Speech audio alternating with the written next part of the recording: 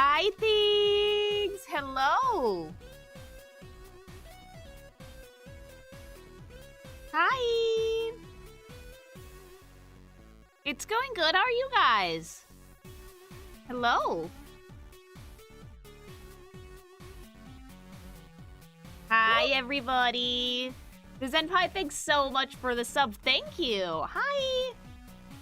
It's Thursday. How are you guys doing? Hi!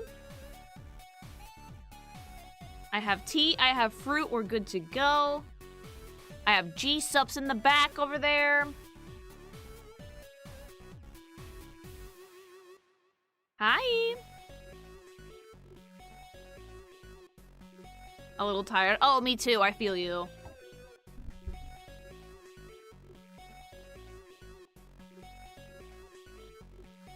Great pink one. Yes.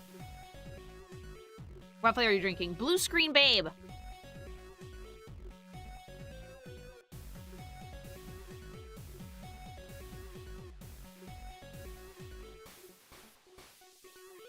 The new season of Marvel Rivals starts next week. I won't spoil anything, but I'm gonna start and you'll be excited. Oh, then I mean that means I have to make another Marvel Rivals video, actually. Since they're limiting a lot of the previews for skins. I'm either gonna have to make hubby record them, or we're gonna have to do the video right away.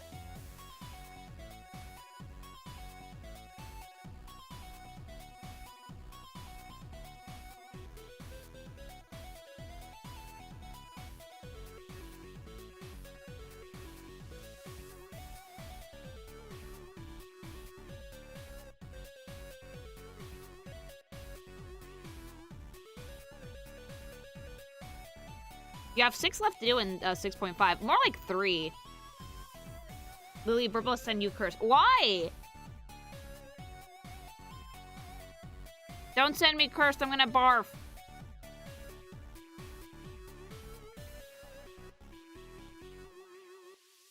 Oh, I love that, though. No, that's actually so funny, though. No, I love that one. That's not cursed at all. That's a gift. No, we're putting it up right now. How's my bestie? Tired, but okay. It's the most beautiful thing I've ever seen, chat. This is the type of fan art that I live for. Do you receive a cut when we use your code? Yes, I do. So that also helps out the channel. Look at this. Look at this majesty. Eh, BB! Peter Griffin Lilligoth, BB! And I'm working on, like, my new ref sheet, too, so you guys will have that to work with. Hey, Peter Goth! Hey, baby! Oh, I hate it. I love this. This is, like, yeah, this is beautiful.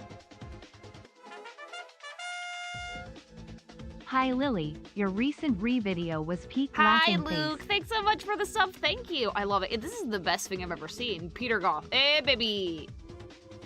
Like, I already had fat bags. This is just making Peter everything.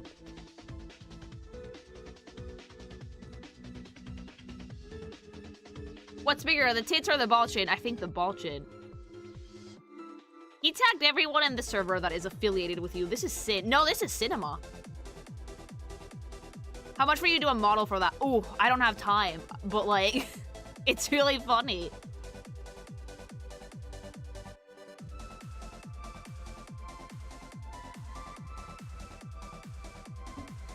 I've been playing Markiplier, play Reckieb. You're gonna hate it. I mean, I might. Nothing's stopping you from actually doing this, Shapeshifter. Yeah, literally nothing's stopping me from making this. Except I don't want everybody to, like, not on the spot. I'm being considerate.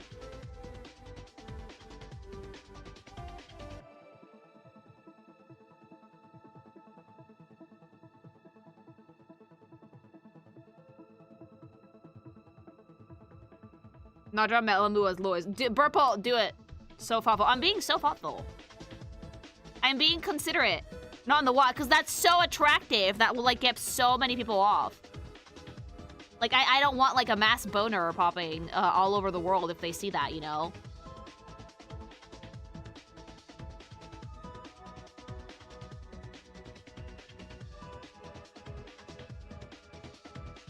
I hate you so much when I'm like, you love me! Hi! Hurricane Katrina. Katrina!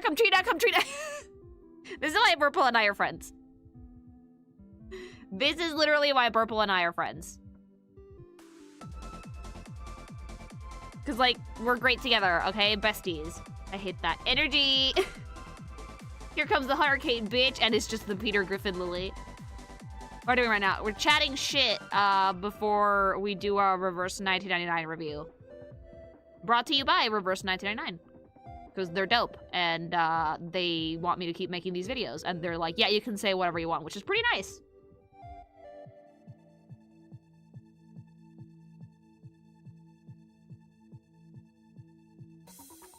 Hello! Oh shit, they actually reached out. Yeah, this is the second video I'm making that they actually gave me assets for.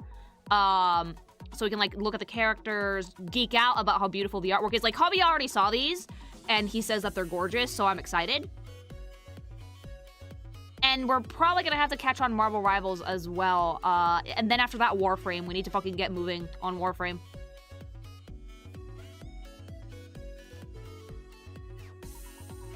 Maybe that we should start putting ad or sponsor in his videos. I mean, I do disclose that Reverse 1999 did ask me to make these, so that's disclosing a sponsorship. So yeah, maybe I'll start putting that in. Cause yes, I do think that that's something I need to do if a company reaches out for stuff like this. But the Reverse 1999 is like super Gucci, and they let me express myself with these videos. You'd be surprised the amount of companies that don't like actually let you say anything other than like, oh my god, I love this, which I'm not gonna be negative because I love this game. The artwork for this game I think is gorgeous. But if there's a design I don't like, I want to be able to express it, you know?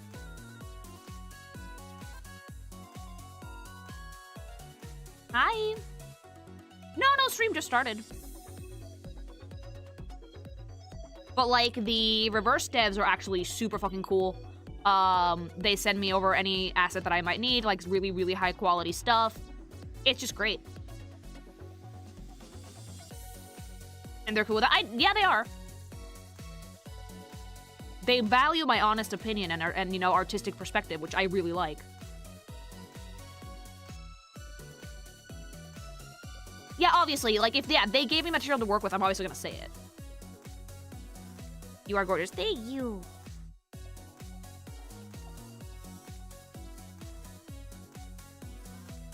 Are they just giving you PNDs and thumbs ups? They also sometimes give me story bits if I want to read up on that or talk about the game's story, but I usually don't want to spoil people. And if the character is brand new, a little bit of a breakdown. Today I'm going in a little bit blind because there's not that many new units in version 3.2 and 3.3. But I think I could probably make one of these per version. Like, they're shorter segments, but I do think that they appreciate them. Also, apparently, my videos for Reverse are really popular in China. Which surprised me, but I think it's very sweet. Like, the Chinese community really likes my take. Someone said, and I quote, I like the screaming. China, yeah! They have like a million views.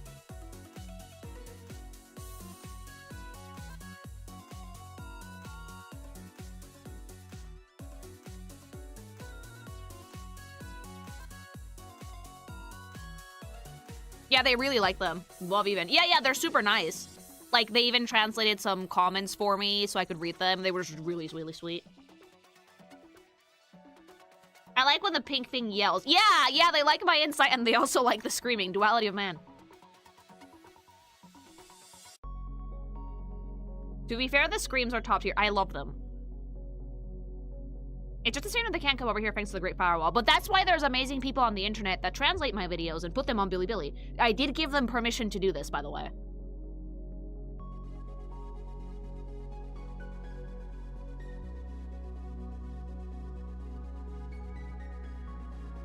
Didn't someone reach out to you and ask if they could translate your videos and put them on Bilibili? Yeah, they did, and I told them it was cool. And then a few months later, they came in to tell me that my videos had like 1 million views on Bilibili, and they sent me some comments that they translated from Chinese to English, and it was so nice. I almost cried. Yeah. So some of my videos have actually made it to China, which I think is pretty cool. Yeah, the Reverse community in China really likes my videos. Your scream is so funny it transcends language. I am a creature of entertainment. Chinese fans often give you nicknames. Do they give you one? I have no idea if Chinese fans call me anything in particular. I have to assume it's something funny, though. If you've ever had aspirations to be a horror movie extra, because your scream would make gold. I have a good scream. You scream like a gnome. I make a lot of noises. It's really funny because sometimes Hubby says, you make really weird noises. I'm like, I know, I'm sorry. I'm a screamer.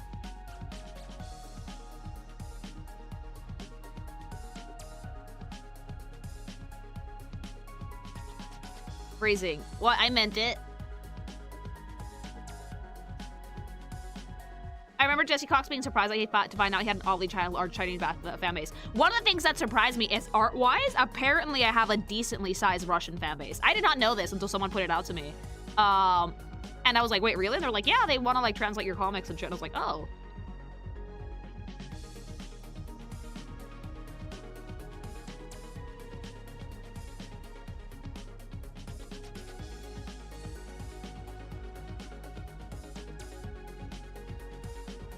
The goon transcends all barriers. Today's the day that Highguard shuts down. Oh, I thought it was already dead.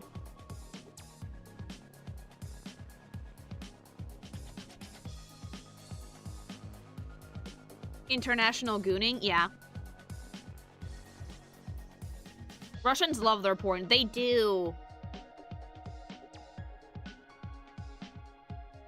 Global icon. I mean, I don't notice it. I guess, because, like, I'm too busy staying in my lane off the internet so I can work. But apparently, yeah, my shit gets around.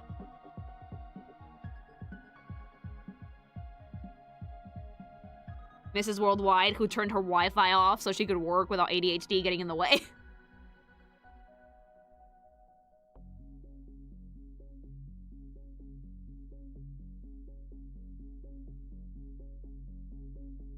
Your material is top quality. Well, why, thank you. I try my best. Does it work, though? No, yeah, it does. It's done wonders for my productivity. Are we ever getting, like, the hopping gremlin as a Discord sticker? Have I not put, I think I put the Blorbo, just not this one.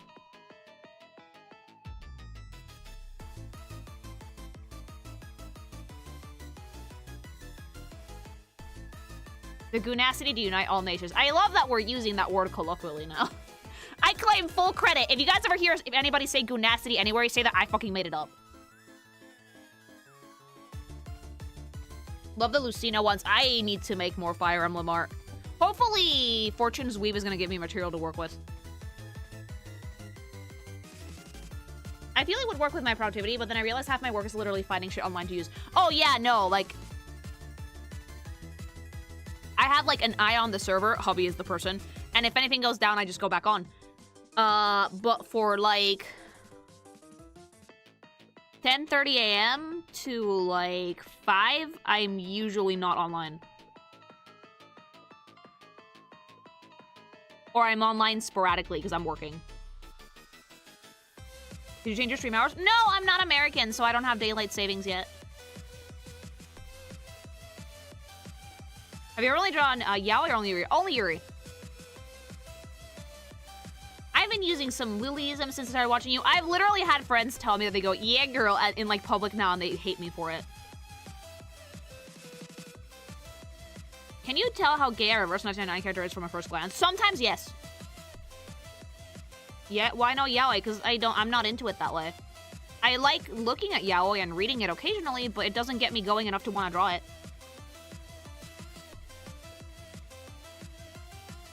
Which, I mean, I don't get why people keep asking. I've never really done it. So why would I start now? Sad bi man sounds. Sorry, bi men. But I'm bi woman, so when you get Yuri, you get threesomes, you get straight shit. If you want to see it in your art style, oh, you're gonna have to, like, wait forever, because I'm not into it enough to want to draw it.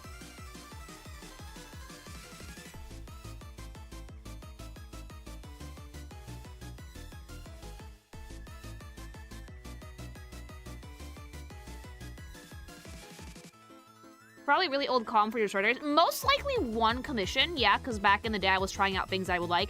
And I was like, you know what? I think it's cool.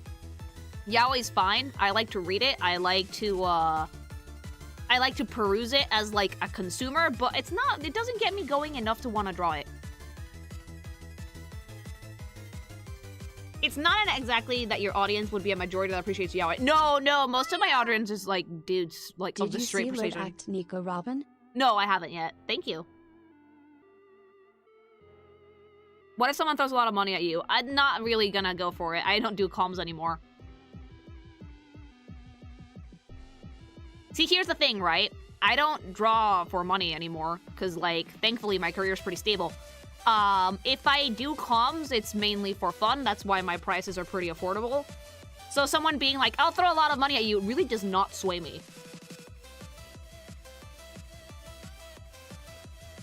Yeah, Yuri, you guys get it every so often. You get more threesomes than Yuri, I think. Hi.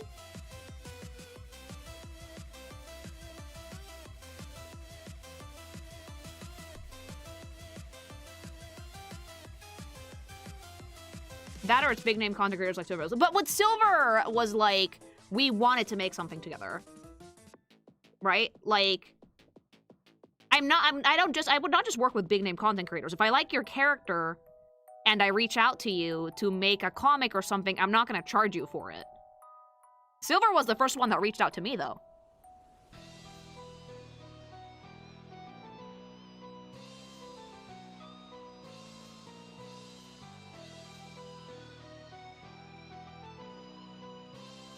I think the closest one you've done was like Hinata putting a reverse Uno card on Naruto. Did I draw that? I drew one with Naruto and Hinata and Batman, but that was a calm.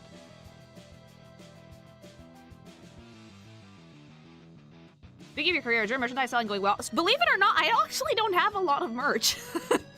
It's not that it's not in the cards, because we're definitely working on it, but I'm usually pretty busy, and I would like to design most of my merch myself. So right now what I'm doing is I'm updating ref sheets, and I do have some merch plans in the future. We just don't have an exact date. And we're just slowly working through them, because I don't like to announce those things unless I have something concrete planned. When it comes to merch, right, I'm overly cautious. Because I've been working on the internet for almost 10 years. And I know for a fact things that there is nothing harder than selling shit to people online. If I don't think a piece of merchandise is going to sell, I am not going to sell it. That's why it took me so long to get a plushie. Because I was like, I need to make sure that this campaign is going to be successful, right? Because if it's not, I'm going to look like an asshole. So I waited, I was very cautious about it. And the same with other merch. Like, I'm not going to bombard you guys with stuff. Because I want to make sure that you guys can actually afford it if you want it. And that it has its time to sell, especially if it's a campaign or something like that. Yeah.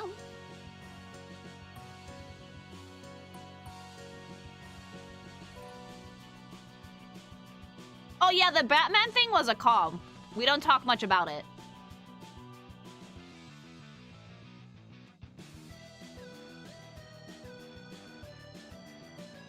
Have you seen Tricky Nikki's video about Highguard? They tried out about the character design analysis too. Oh no, I haven't. That's great though. Yeah, that Batman one probably might still be on. What was it? Hentai Foundry? Old account.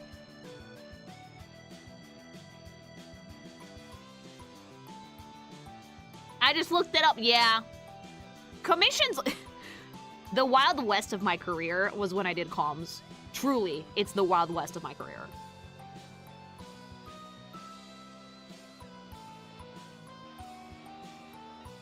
You've drawn some wild stuff. I have. And sure, like, the stuff I like to draw now is really, really different because my brand is very different, but, like, I don't look at my old stuff and cringe out of my skull because it was, like, a part of my journey.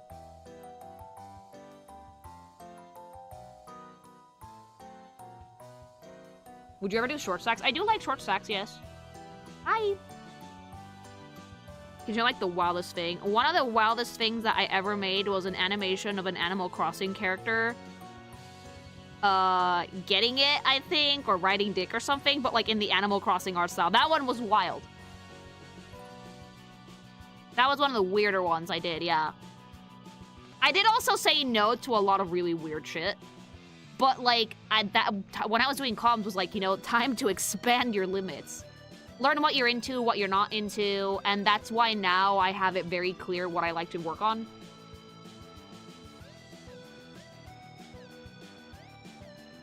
That's tame to it. It's not that bad, yeah. Yeah, a Gorilla Groot happened. Lily's eternal disappointment was never getting approached by the Wonder Bread guy. I was not, like, look, I didn't have enough clout for the Wonder Bread guy. A lot of Futanari.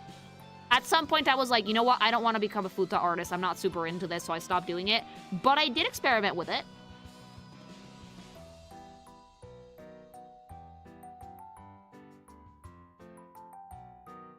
The Gorilla Grid and Cheetah Con was kind of nice, actually. That was back when I did comic commissions, which I don't do anymore. What was the weirdest thing that you rejected? Something that makes me really uncomfortable to talk about, so I'm not gonna.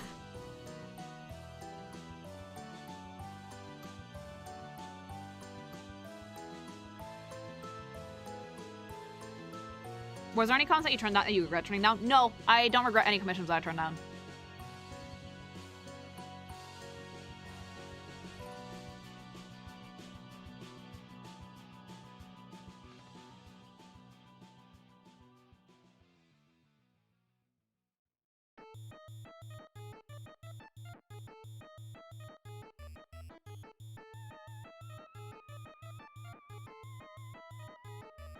Ever made sequels for what? For comms?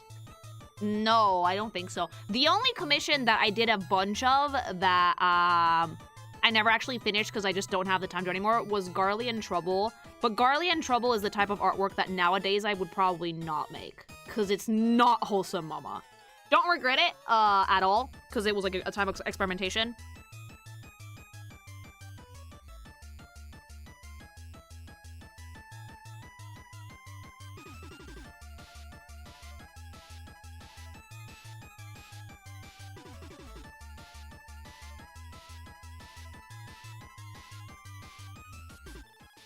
Are any of the wild things that you described still on Patreon? Some of the Futa stuff might be. But for the most part, no. Most of the comms that I did were not on Patreon. There was a time where I did do comms on Patreon specifically. But I stopped doing that after like 3 or 4 months. Because I wanted to focus on comics. Has there ever been like a common request? The closest thing to like a common request is like the sub goals that we do on stream now.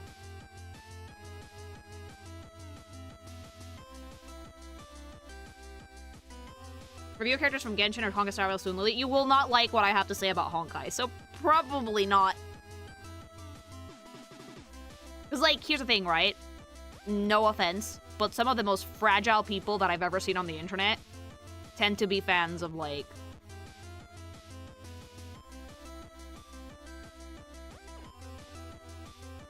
of gachas, and I don't love the character designs, and I'd just rather not say anything about it, you know?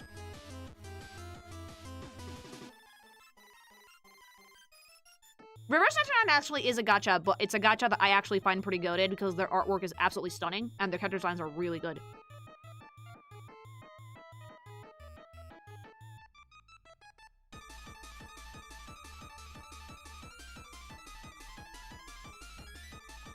Have you ever talked with D or someone else to get Art of Warframe book? That book is gold. I'm probably gonna buy it if they have it on Amazon.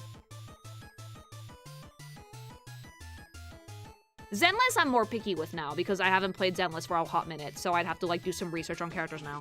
I'm not opposed to it, by the way. There's still Zenless characters that I do really like, especially older ones. But like, am I like rushing to jump into like the newest waifu for Zenless? Not really, no. It's on their merch site. Do you think that they ship to Spain? Because I actually want it.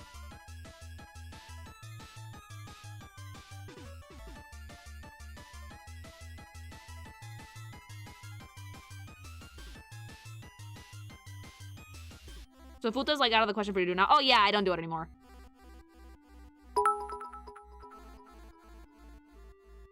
Moxie, Mox5, thanks so much for the bits. Thank you.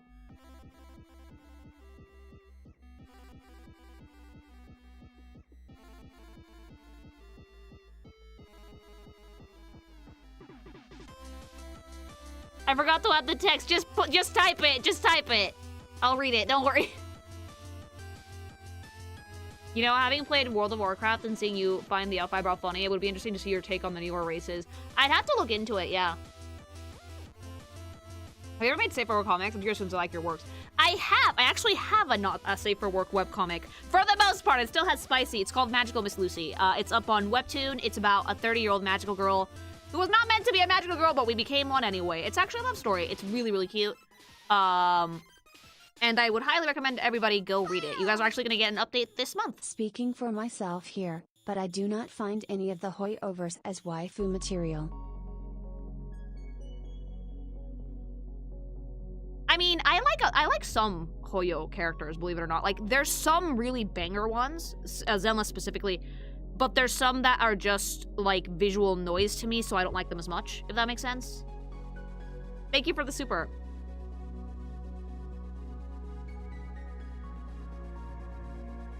Oh, hi, Rain! Magical Miss Lucy's design is so damn adorable. Thank you! Dude, I love designing Lucy. Lucy's actually, like, a redesign from a really, really, really old OC I had in college. To the point that, like, I showed the webcomic to, like, my friends from high school, and they were like, wow, Lucy got a glow up. And I was like, yeah. So, a lot of the characters in Magical Miss Lucy are actually older designs that I revamped for it. Sui Safe from Hololive comes to Fortnite later today. Oh, right, they're coming to Fortnite. Thank you.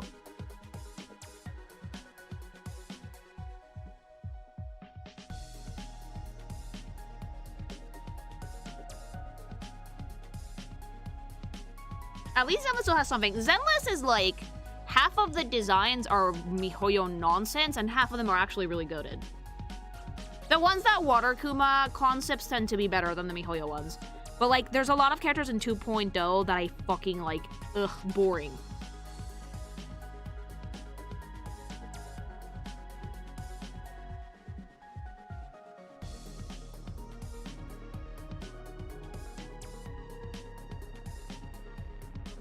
Alright, I think that before we jump into Reverse, let's finish off the Marvel Rivals segment, because there's just 4 skins left that I haven't done. I would not recommend playing through it. S2 is the heavy downfall slot. No, I'm not planning to.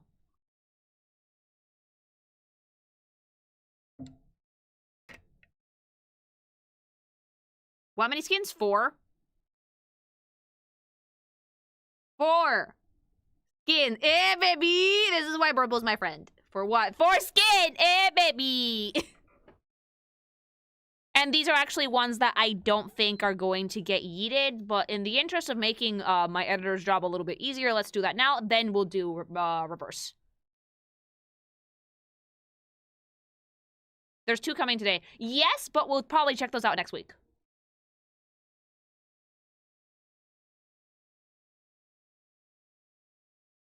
Lily, what? Hi?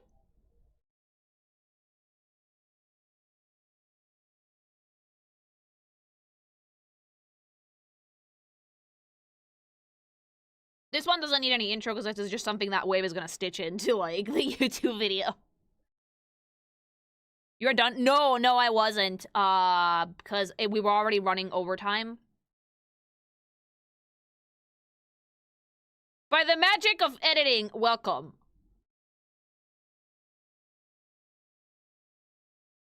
We call that the Frankenstein edit. Just stitch it in. Water Kuma getting kicked off the Azure Lane artist list for Batch to end up at Zenless is funny to me considering how off the rails they have gone with the fan service. Yes, they have. Not complaining, but it's definitely interesting how things change. Look, Water Kuma has a preference. We all know it. He's a great character designer, but my man likes his lollies, okay? And he kind of overdid it with Bak. Yeah, he did. So he kind of deserved to get canned from Azure Lane for that. Cop Venom skin reminds me of Ronnie Coleman. That one I'm not looking at yet. I prefer the old Azure Lane. So do I, when they wore clothes.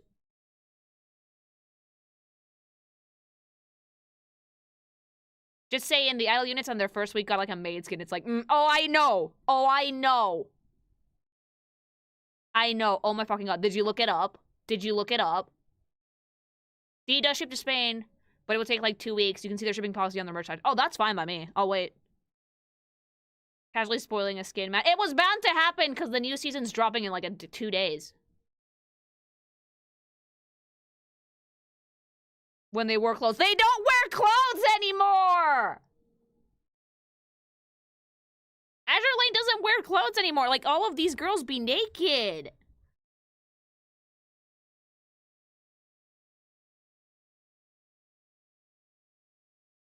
I don't play Azure Lane. I looked up botch. I can see why. The skin that I think he got in trouble for had like bitch on the license plate and like a dollar bill sticking out of like the thong and the shorts.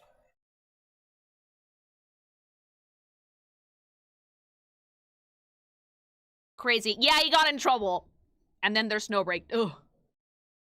The one that's the worst one, believe it or not, people are expecting me to say Nika. No, it's Brown Dust too. Brown Dust is like the worst one. That one's like rub an icicle on the pussy, mama.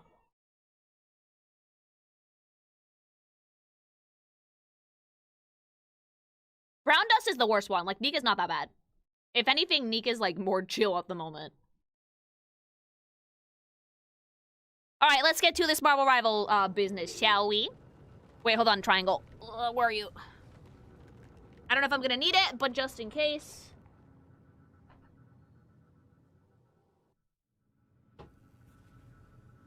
It has been, retrieved.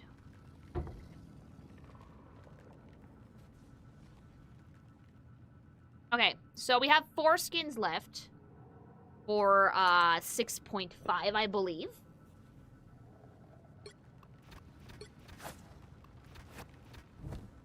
Hello, Jean!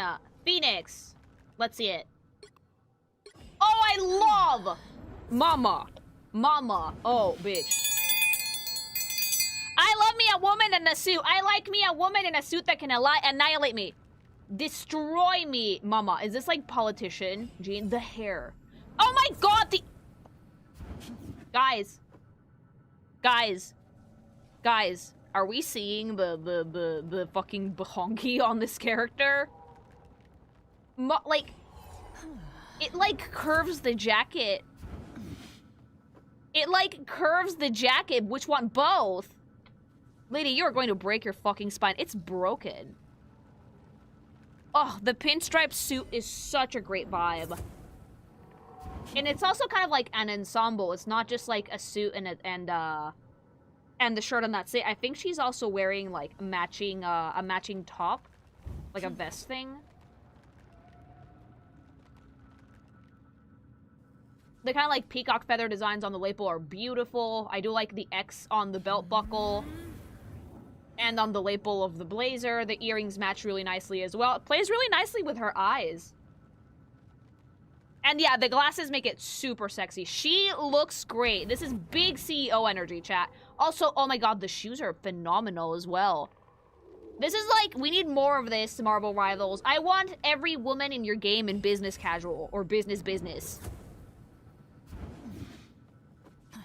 Is this an office siren look? This is a little office siren, but like it's not goony enough to be an office siren look. Like it's office siren, but you would not get fired for this fit. We love pantsuits in this house. Sexy.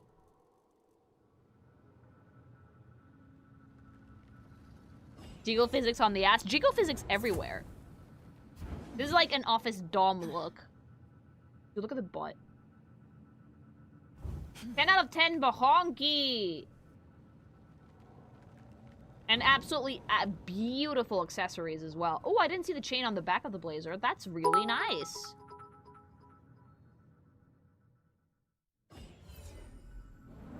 It matches with like Magneto's suit. Oh my god, yeah, it does. It does with like the sexy grandpa. I am still confused by the light sources they used on the model. I think it's because of Phoenix more than anything else, because the light sources are the same for everybody.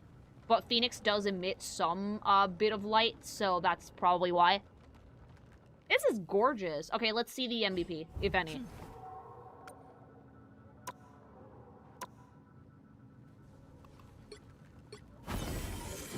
Oh, she does have one. Take a seat! On the council, sexy. Oh! Yeah. And bend me over that desk, mother. Please, God. She's so pretty, chat. Holy shit. 10 out of 10! The glasses adjusting. She looks way too sexy. Sit on that stool, Jean. Oh. God, she's attractive. Hey, handsome, wanna get fired? Hey, it's time to lay off a few beans.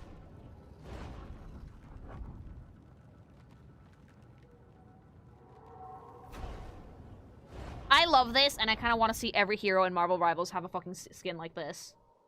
Give every girly pop business with clothing. Thank you. Woman in suit, hot.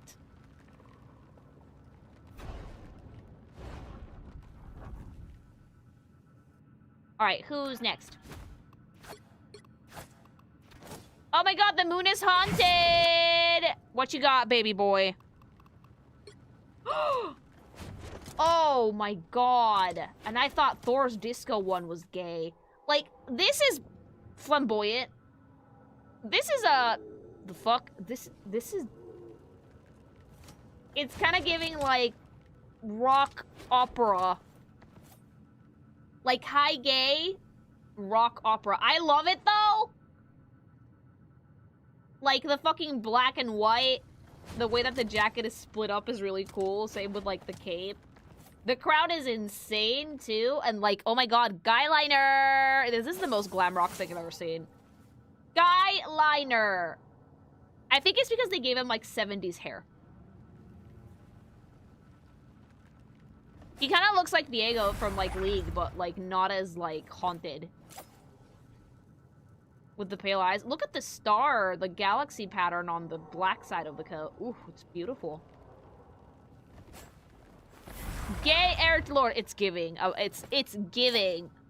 Is it wrong to say that it almost feels drag queen? No. He bought the Samsung Galaxy for the skin, chat. Oh, and it's reflective. Beautiful. Who mind broke it? Who's responsible for this one? This is the first time we've seen his face, actually. What? He has, like, Prince Charming face from Shrek, you know? Like, if you put the Giga Chad filter on the Moon Knight's face, his face would not change. At all.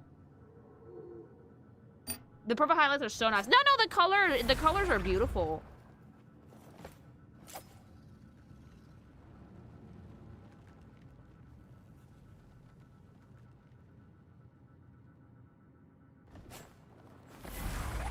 How many skins have that galaxy effect? Because I probably should a lot.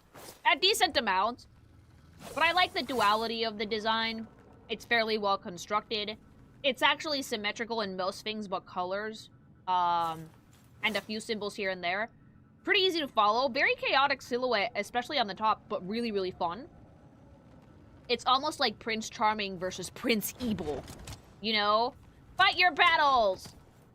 Fight your demons! Fight, lose, win, baby. So very, very pretty. Let's see the MVP.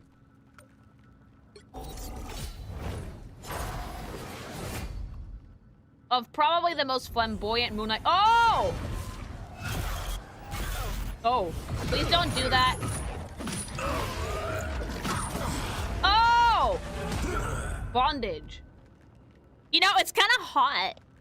It's kind of like, I'm kind of into it, chat. It's kind of sexy. Like, we kind of love seeing a feral man. Oh, the moon is haunted. Haunted, haunted. Yeah. Oh, the fangs. Ooh. I like it.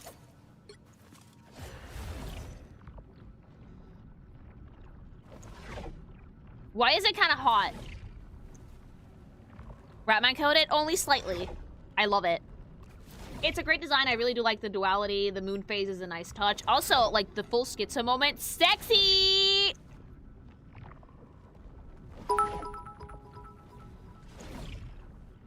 Wait, this is a Narnia reference.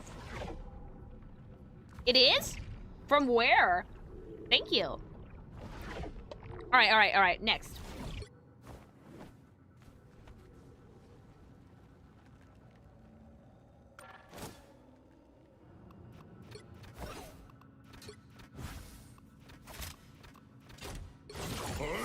Oh my god, hi, Glizzy! Oh? This is not the same character. This is not the same character. Dad, what the fuck? Dad, what's with, like, the fucking broken armor gladiator vibe? Like, why is your skin a completely different color?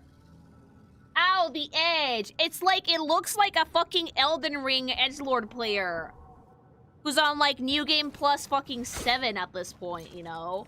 They use a fucking Unga Boonga hammer build, but they call their character Captain America, so that's just what they're sticking with. What comic is this from? Because this has to be from somewhere. Marvel Rivals season. This is a Rivals original. Okay. You know what I love, though? I love the star on the chest plate there. I really like it, and I like that, like, we're making every effort possible to give him a barrel chest. Because of the meme. Every time. Every fucking time. Like, the patterns on the armor are actually gorgeous. It's so ornamented. It's not even, like, a full set. It's, like, breastplate with tiny baby pauldrons, which you don't need big ones. He's already huge. The shield is amazing. Phenomenal. Very, very pretty. The armor pieces, some broken chainmail on to protect his ass from evil. And the leg pieces as well. And that's just about it. By evil, I mean Bucky.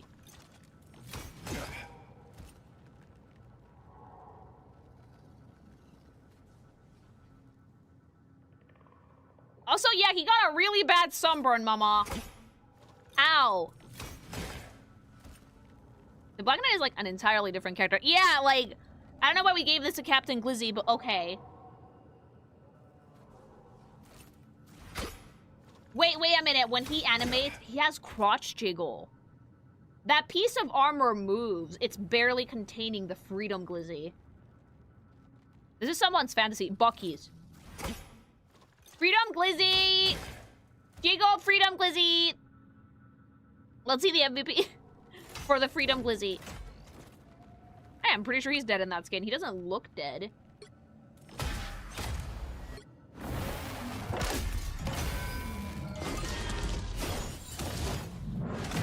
He might be dead. Oh, I love it! Oh, dude, it's so cool. Captain! Captain! Holy shit. Beautiful work, though. 37 months of Pink Thing chaos. Also, I guess Cap decided to go LARPing. Yes, he did, and thanks so much for the sub!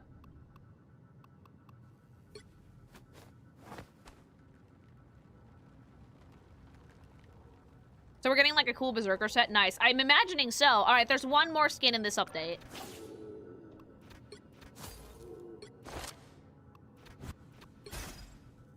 You're getting more- no.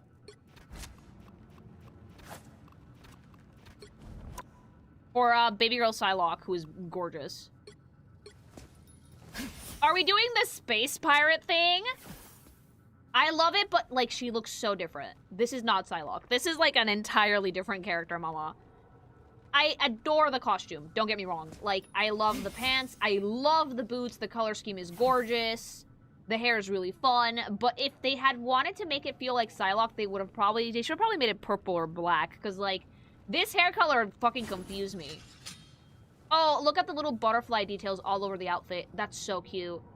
Like, in the bandana, in the, her necklace, even her top has a little butterfly in it.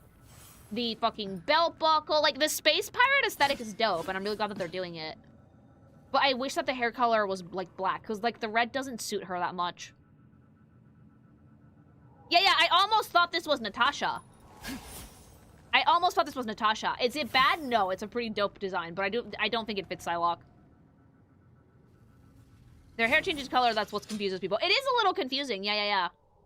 Those pants must be annoying to put on. Oh, yeah, because, like, what if you stick your fucking foot out through one of the diamonds? Does this make her a ninja pirate? Does it? Yeah. Pirates are better than ninjas. But yeah, I think Natasha could have probably rocked this better than Psylocke. It's very nice, though. I adore the colors for this. I want to see the MVP. If any.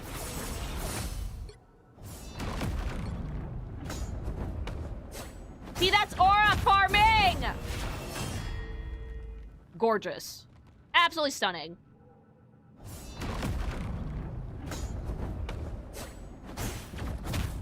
I'm convinced they give it to her only because sword. I think that Tasha could have probably rocked this a little bit better, yeah. Loki has a broken horn now because he broke it off, gave it to Mantis, and told her if she needed him to blow into it and it's show her the way to him. What? No, really? Did base Loki change? Is that real? That seems like a lie. Thank you for the super, but is that real?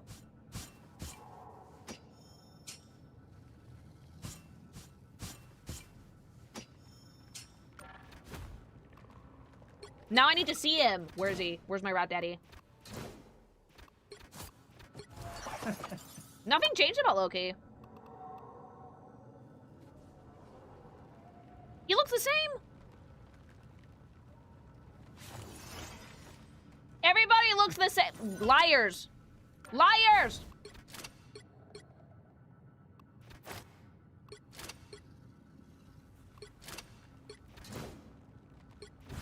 The model did not change, but you can see it in an illustration.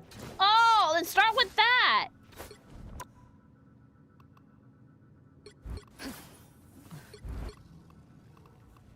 First time chat lied to you. I'm gonna fucking yeet you all to the Shadow Realm. It's real, but he has a plan for himself. I have plans for them, so it's fine. Look at the ass on Psylocke, though. Damn. Beautiful. Yeah, pretty good design overall. And yeah, like, those are the last 4 that we were missing. Pretty good. Give me, like, for a few minutes to set up the reverse stream, and then we can start with that segment. It did change the model. It would have been cool, like, when the sniper and TF2's model got a cut under his eye after meet the spy. But no, they didn't do it.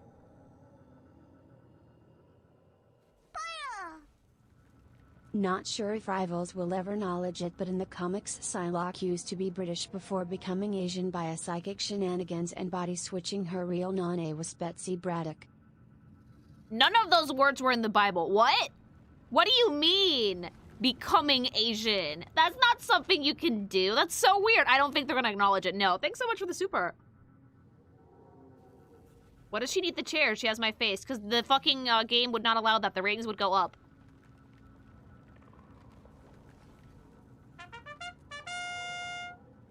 Free month. Nice. Have a nice stream. Thank you, Nate. That's so sweet. Thanks so much for the sub. The comics were weird. Yeah. She stole a Japanese woman's body or can stop. Why?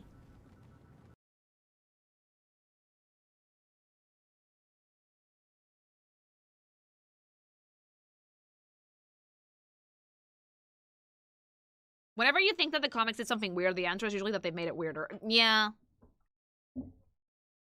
I love it though, because I love hearing about it, because I don't believe half of the shit you guys say until I go look it up and they actually find the page. Yeah.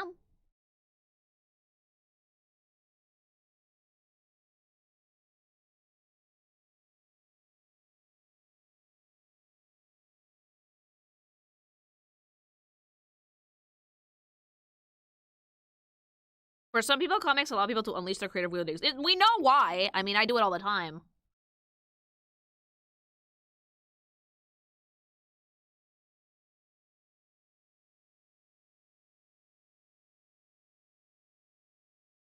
To be fair, we gaslight you only occasionally. You guys gaslight me all the fucking time. What do you mean?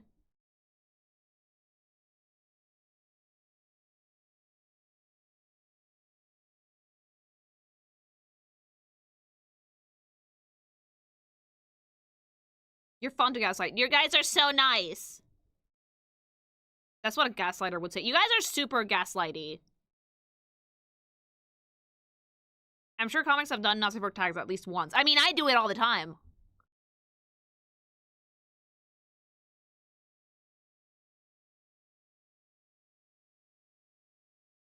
I don't gaslight you, but that's because I'm the serious mod, quote unquote. That fact you put that serious in quotation marks is concerning. I think that my mods gaslight me way more. Like, Spanish and Wave, like, fucking have contests about it.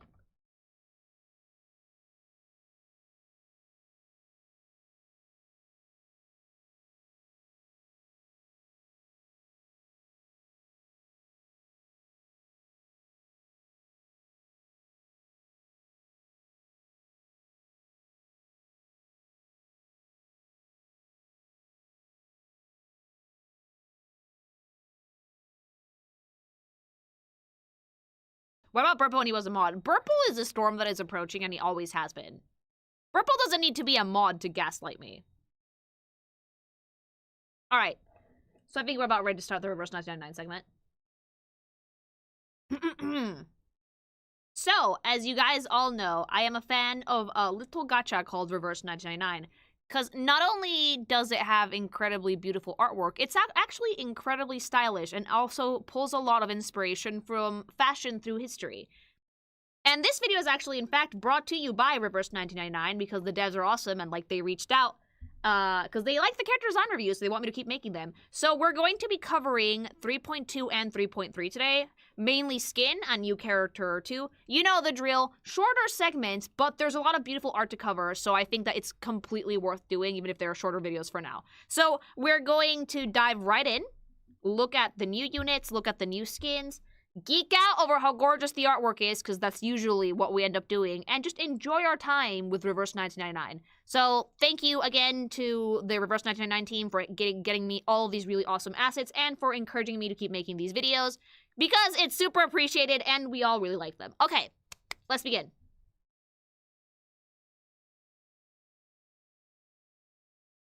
Barrel!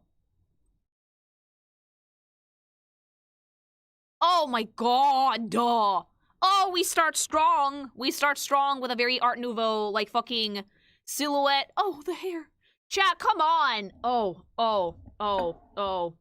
no. Like, oh!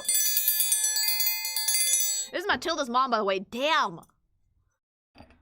Like, she looks like she came out of an Art Nouveau, like, painting, like a poster, you know? It's so ethereally beautiful.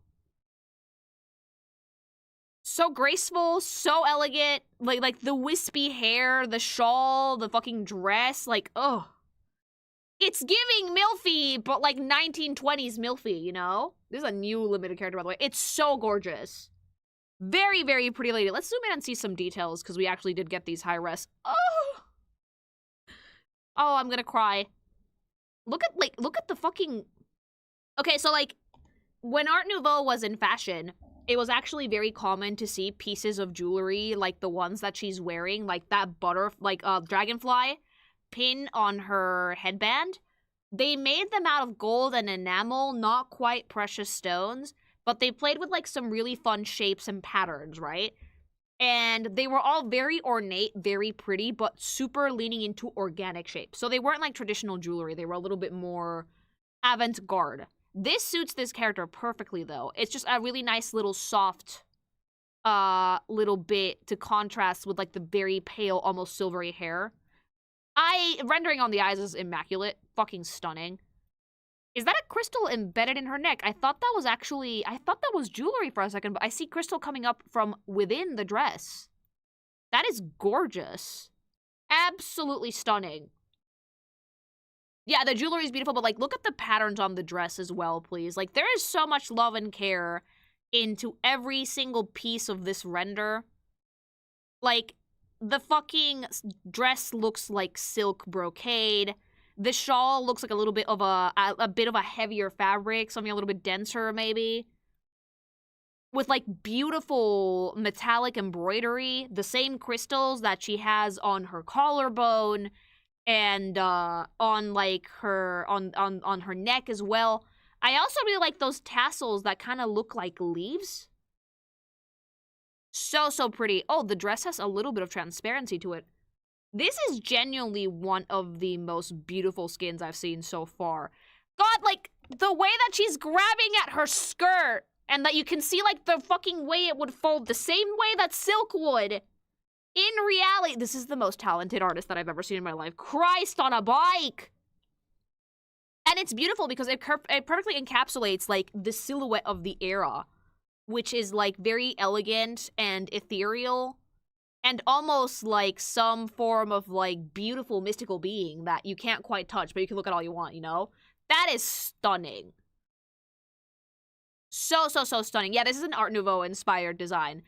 What was the name of the artist? I think Rosha, that made a lot of paintings that had, like, this similar art style and shape language. This is genuinely so gorgeous. Beryl is a great character. I would spend so much money pulling for this. I would wail out. I don't care. Give me the harpoon. Give it to me. Literal crystal, real gem. Yeah, beautiful. And the gem details are super subtle, too. Not to mention, they flawlessly merge with the color scheme, so they don't look out of place at all. Hi.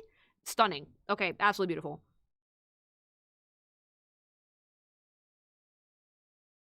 Now let's see the Ascended version. These are usually the fucking top dollar illustrations, the most stunning artwork that they have in reverse. First render, then illustration.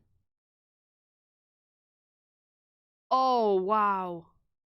Oh my god. Duh! I'm ringing it twice. Why am I having fabric drawing envy and I don't even draw? Bitch! I'm an artist and I look at this and I'm like, why didn't I invest any skill points into digital painting? I don't have time to paint like this, but I see this and I'm like, ugh. Oh, another very much early 1900s, 1920s silhouette. It's like kind of loose on the top, but this is not short. A lot of the dresses in the 1920s were pretty short. This one's on the longer variety. She looks like an Art Nouveau Greek goddess. This is pure elegance. Let me zoom in a little because we need to see those details. Oh, wow. The jewelry that you can very clearly tell, it's like silver and crystal and enamel. Look at the crystals that are like framing her neck now. Same color as her eyes, by the way. Oh! They're incorporated into the actual jewelry pieces of the outfit, which is insane. That is beautiful. Look at the way the fabric drapes off her body as well. These are like dresses that were meant to kind of... Because the silhouette of the time was kind of lanky, you know? So super curvaceous figures in the 1920s, they were kind of out, okay? Thicky was not it in the 1920s. They were more, I guess you could say at times, boyish silhouettes. They liked more lanky, like skinny. But there was still a lot of femininity in it because the dresses kind of didn't frame the body as tightly. They did not hug the body as tightly. But there's still gowns like this, which are fitted at the waist. They have accessories at the hips. The dragonfly is still there. Gold and green enamel. Beautiful. With like all the pearls. I love the shawl cape thing that kind of like becomes the bottom of the dress as well. It almost reminds me of like a priest's stole. Absolutely stunning work. The fabric, again, the fabric rendering is beautiful. The embroidery in like purple and green that matches the crystals. I am so gay for all of these. You guys have no idea. That is so stunning. And there's like crystals everywhere. Some more subtle than others. But I like to see that like they kept like the dragonfly, they kept the color scheme, they just inverted it. So now it's predominantly black with white details. Stunning work. Okay, let's see the illustration. So we can scream more. No. Oh, God, stop. No. Oh, my. Ugh. That is so well composed. What the fuck? The focal point is very clearly her. Also, grippers. Mama feet. Grippers! Crystal grippers! Yeah, buddy! Crystal grippers! Woo! Crypto grippers, but like let's see like the full piece so we can talk a little bit about how this was put together. This is masterful illustration. Stop being a freak. No. She's sitting on like a crystal stool. But the cool thing is that the composition for this entire thing helps frame this character. So the hand is holding her and the hand is actually emitting light. And then the face in the back is looking down at her. And then the flow of the piece is kind of like going from the top left down to the right. But you very clearly cannot miss her because she's the brightest character there and everything is surrounding her. They can't take days to do this. This has to take weeks. This type of illustration can take a while. Yes. Obviously, they have very experienced artists in the Reverse 999 team. And if you are only working on this illustration, you could probably whip this out in a few days. But it would have to be the only thing you're working on. And this would already have to be designed. Like, I can tell you from experience from making illustration work that they probably went through a decent number of thumbnails to nail this, because composition is one of the hardest things that you're ever going to learn how to do as an artist. So to get composition this masterfully crafted, it takes a few goes. It does. That is stunning. We're starting really strong with Beryl, okay? White dragonflies, that seems to be her symbol, her animal. Every single character in her verse has like an animal that's tied to them. Absolutely stunning. Beautiful, beautiful. She's limited, so the extra effort comes from that. Yeah, and some of these characters are limited, which means that you won't be able to get them again. So they really pop off to make sure that, like, they're like, desire this, because they're not coming back. Mighty need, mama. I mean, symbolically. I would have to read up more on the character for that. But there usually is some reason why dragonflies are around symbolically. Every animal has a symbol.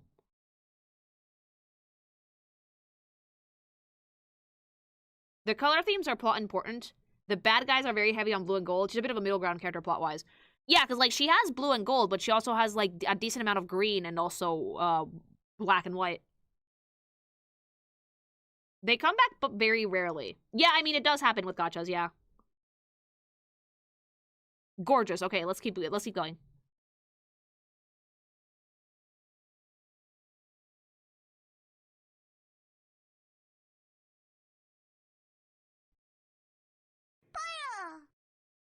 And speaking of gaslighting, Beryl Buniche.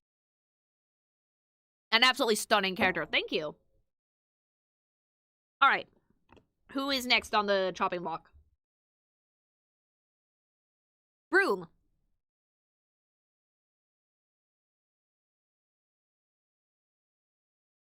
Oh, that's so cute. Is that a tiny dragon on her shoulder? Dude, that's so adorable. I love it. They seem to have a very boyish silhouette. Yeah. Like, the vibe is tomboy. Because they have, like, the pinstripe trousers and, like, the tank top and the loose-fitted jacket. But it's still very charming. Does she sweet? Maybe. A ruby dragon. Yeah, it's a little baby dragon on her shoulder. This one broke the game. Oh, was this one meta? Currently, taxi driver. Oh, they do look like a taxi driver. That is so pretty. Let's see some, I want to see the Durgan.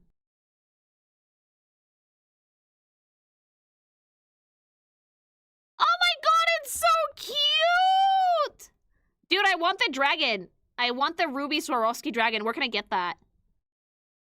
That is so pretty. She also has, like, a fair bit of armor. And this is one of those characters that's, like, weirdly modern, but also has a lot of, like, ancient vibes to it, if that makes sense. Because she's wearing, like, a very old-looking pauldron, a necklace made out of coins.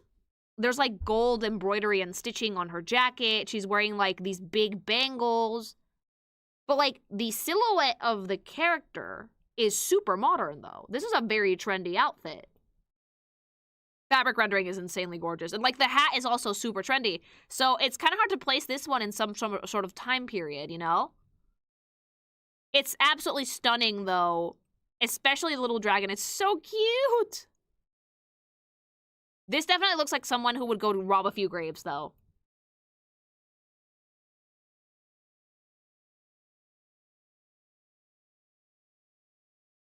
I love the pants so much. Like, they're super baggy and cool. The silhouette is definitely more bottom heavy, but, like, in a very lanky way. Oh, look at that. That's such a nice pattern. I can see every brush stroke and I'm so happy. And, like, her weird blue coat thing is gorgeous. Also, there's, like, scales on the fabric for this, like, little scarf she has on her hip. Very pretty. Very, very pretty. She's one of those characters that, like, you kind of have to zoom in to see the details, but most reverse characters do this. And then you start catching things and it's like, ooh. You know? The little ruby dragon is my favorite. I want one so bad. Please make the Ascendant become a hugest dragon thing. You know what? Let's see it. Nope, not giant dragon thing. It's still tiny, but wow, that outfit is pretty. Oh, it's so gorgeous. It's giving, like, 1940s vibes, I think. Like, the pauldron has become, like, a little bit of, like, interwoven gold stuff. The coins around her neck kind of, like, became the little chain that, like, fastens her hips. I love how cinched in at the waist the jacket is. And, like, the yellow accent is a great pop of color as well. The Durgan is still there, mama. A very pretty dress. I like the socks and the shoes. I just really like that the same patterns on her, like, shawl cape thing are on the dress now. It almost looks like there's a ray of sunlight on her shoulder, if that makes sense. And then that, like, really bright yellow pop of color helps the dragon, the little red dragon, not overwhelm the design completely, because red is a very bright color. So you need to be very careful when you're working with something that bright. So if you add, like, a big accent color close to it, it doesn't drown out the broom completely. So let's actually, like, zoom in on some details. There's, like, more flowers everywhere, which I like. Oh, she has more gemstones on the design as well in primary colors. Very nice. The pauldron is still a pauldron, but it's more become ornamental. I don't think this is a very functional one, but doesn't matter. It's still gorgeous. The little gold details everywhere on the outfit are insane. Oh, wait, our sock buttons are a thing. They were back in the day, yeah.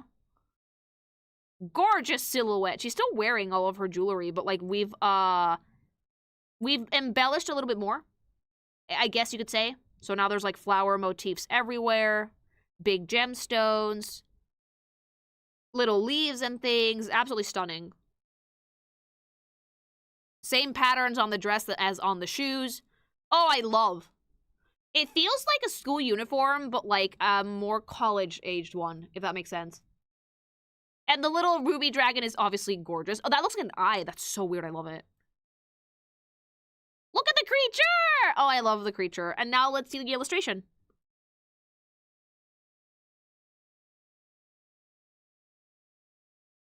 Gorgeous!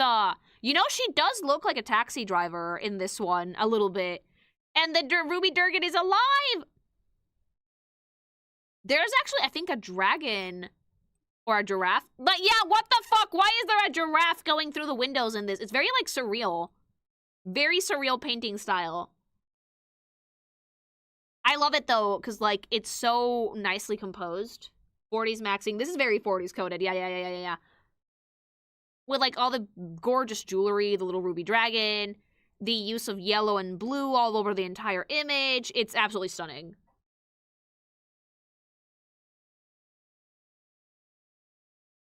Also, remember how I said that pauldron kind of looked like the sun from far away? It's actually emitting light in this picture. There's, like, a little rainbow on it. So that's really, really pretty. It's, like, catching the light, and so is the dragon. So they're very shiny. And that's why we can keep them as focal pieces. Very dreamlike.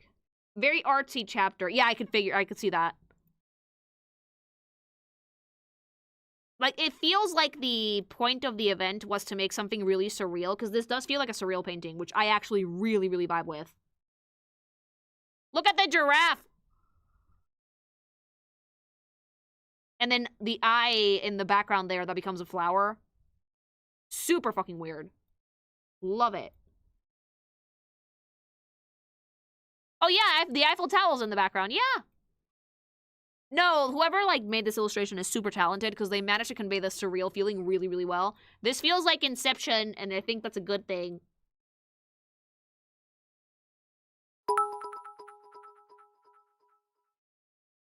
Lily, help me. I just came back from a field trip, and I come back to fuck King Snow. Lily, I am wearing shorts and t-shirt. Run inside. Thank you. Crystals are the source of her diviner powers. She can make 100% accurate predictions because she uses her own body with crystals as a medium. Oh yeah, for Beryl? Yeah, I figured that was the case. She did look like a fortune teller. Thank you.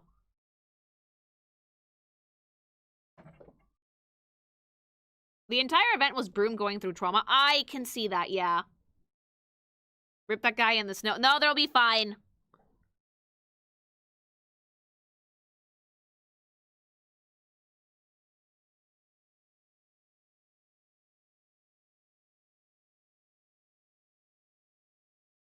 The story was Broom basically going, suffering builds character over and over and over and over. Oh, no.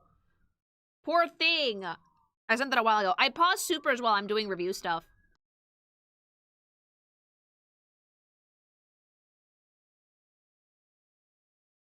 I usually, like, between characters, I give a second for super chats to play so they can catch up, and then we keep going. So, misery porn. Energy!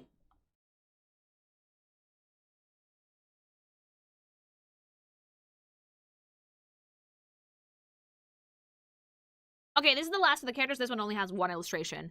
Felicien. I don't know if this one's an NPC or not, but they only have one illustration, oddly enough.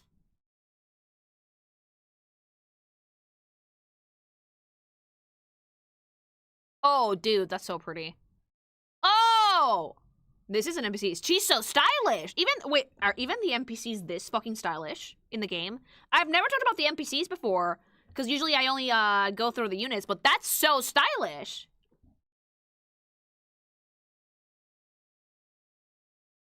NPC, but like an important to lore. Oh! Dude, I adore the pencil skirt with like that little like ruffle on the side of it. The fucking shirt, like that she's wearing like very like late 1800s, early 1900s underwear, which is basically we make the booba round, you know? Super fucking pretty. The gloves are stunning. I love the purple. It's just a very nice muted color scheme. She's a diva. She looks like a diva. I love this design so much. It's so pretty. The most toxic Yuri created character. Oh, no. Very, very pretty. Yeah, let's zoom in a little. Oh, the lace detailing on that hat is stunning. Oh, she looks like an ice queen. Wait a minute. Are you wearing, like, the Hope Diamond? Like, this looks suspiciously like the fucking diamond that's cursed to filth. You know the one, the blue one. She is. Is that the Hope Diamond? Yeah, that's a plot point. Don't fucking touch that! French blue. Don't fucking touch that shit! Uh oh, look, a lot of the biggest diamonds in jewelry collections, fun fact, and gemstones, sapphires as well, they're fucking Noroid to filth. Can I say this? Like, some gemstones were plundered out of temples in places like India, right? And then taken back to museums or to be made into jewelry for rich people. Noroid! No, cursed. Noroi, okay? If there is ever a fucking piece of jewelry that is cursed to filth, it is the Hope Diamond. Look it up if you don't believe me. If there is a video, I could go on for hours about cursed objects, okay? I can make a video about that. Because I love me a good fucking Noroi. And, yeah. So a lot of these pieces of jewelry have actually had owners meet very unfortunate ends, to the point that most of them are now in museums. In museums under fucking lock and key behind really thick glass cases. But that is a stunning piece of jewelry. I would never wear it because I feel like my hand would fall off, but stunning. Oh, the silk tie. The little lace brocade on the fucking shoulders. That's really, really gorgeous. Spiderweb-like designs all over the skirt and the gloves. I'm imagining that's intentional. She must be spider-coded. Her edgewood makes that cursed gem look like a holy artifact. Is she mean? Even the museums are like, nope. Yeah, you should not fucking fuck with the Noroi jewelry. The details in, like, the gloves. Ooh, everything's really gorgeous. Yes, she is. Oh, well, she kind of looks a little cold, yeah. But yeah, this one's an NPC. Absolutely gorgeous design. Beautiful.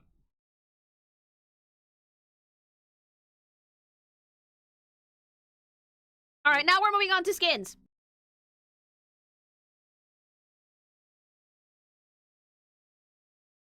Mi abuela le mandaría un padre que le echara agua bendita, güey. Anjo Nala. Oh, I love this character to bits. Oh my god. She's so cute. Continues to be an absolute fucking queen. Put it on my tab. How much is it? Put it on my tab. I need it. Favorite succubus. Ugh. Like, fearily gay for this character. Like, the lizard tail, the microphone that looks like an apple that's, like, surrounded by, like, a snake. The grippers. Feet! I'm gonna throw up. The feet with, like, the little flower petal feet gripper jewelry, like, ugh. That, like, goes down from her leg. Gag? Like, sniffer? Yeah, giant sniffer! the like peony-like flower petals that are enveloping her body to form this dress is just fucking nuts. More detail. Let's zoom in a little bit on the top. I want to see those booba face. Oh. The horns have eyes, and that looks so stunning. The little flower, she has a woo mouth. That is like a criminal fucking woo mouth, chat. Beautiful? The apple is like surrounded by filigree that's like shaped like snakes. You can see the little scaly hands. The booba are tremendously beautiful in that gorgeous fucking like duochromatic silk that she's wearing. Like, oh god. Fabric designer, eat me alive. Christ on a bike, that's amazing. That is so fucking beautiful. Like, how many years? How many years do you guys think that the reverse 1999 artists, like, and I hope that, like, if I ever get the chance, because I've talked to a lot of, like, I've talked to a bunch of, like, the people on, like, on the team. If I ever get the chance to meet this artist, I would love to pick their brain about how they fucking choose what fabrics to render, because this is impeccably fucking constructed. You can make this dress. It's actually fucking wearable. I would tell you that the flower petals would require a fabric with a little bit more structure. Perhaps maybe you have to use something like Warbler as a base and then line it with silk. You can't get like, it's so fucking funny because the fancier the fabric, chat, let me tell you this, the cheaper it looks if you do not know how to work it. So... one of the normie things that I'm kind of into, but I also kind of hate it sometimes, is Bridgerton, right? And Bridgerton, I have a bone to pick with that show, because while Bridgerton is actually the show that Netflix has the biggest budget on, it's a period drama, supposedly alt history, a lot of their costume designs look really, really tacky. They're not working with cheap fabrics, but the problem is that a lot of brocade and a lot of silk can look cheap, if not constructed properly. The thing about reverse that constantly impresses me with this artist is that every bit of fabric is rendered with so much love, care, and attention to detail that they look expensive. So fucking expensive. No, you should not use chiffon for this. This one very clearly has to be either some sort of satin mix or silk. Styling matters. Yeah, the styling for Bridgerton is actually kind of tacky because they use a lot of very modern makeup techniques and very modern lighting, which makes those fabrics look cheap. If you were actually doing warmer, softer lighting that would actually fit the lighting of the time, they would look more, like, they would look less out of place, if that makes sense. I had dinner at my neighbor's house and she was watching Bridgerton. I can just see it as an old-timey British setting, but it feels so modern. That's because they have modern makeup and lighting. Okay, let me revive YouTube because y'all died while I keep talking about how gorgeous this fucking skin is. This character is actually one of my favorites. I love the lizard vibe. The horns with the eyes. Just, like, look at all the jewelry on it. Phenomenal use of repetition with, like, all the pearls and the little winding elements that go all around the body, the petals. She looks like a living flower, and I think that's kind of the vibe. It's true, my mom works in fashion and told me about that. Yeah, like, if you were actually using the proper lighting, those fabrics would not look tacky. They would actually look like they used to look in that era.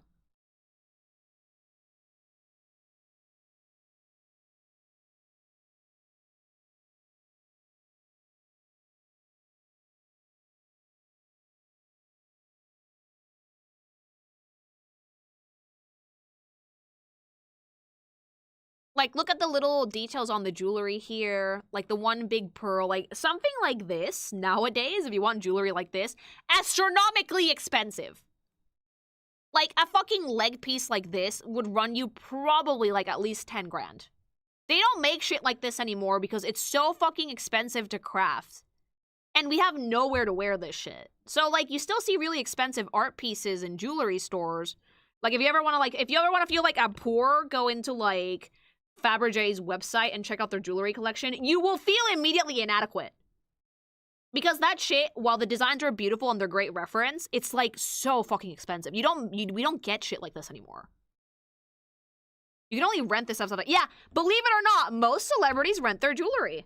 Because it's so fucking expensive. Because you are not going to go out wearing a fucking necklace that has about $500,000 worth of fucking diamonds encrusted on it and fucking lose it.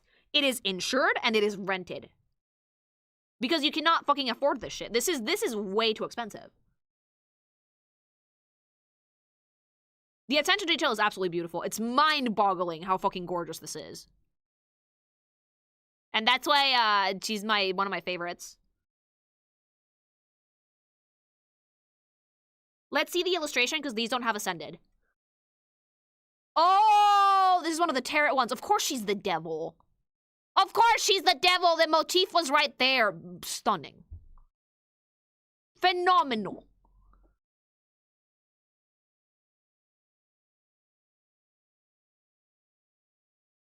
El Diablo, I want it.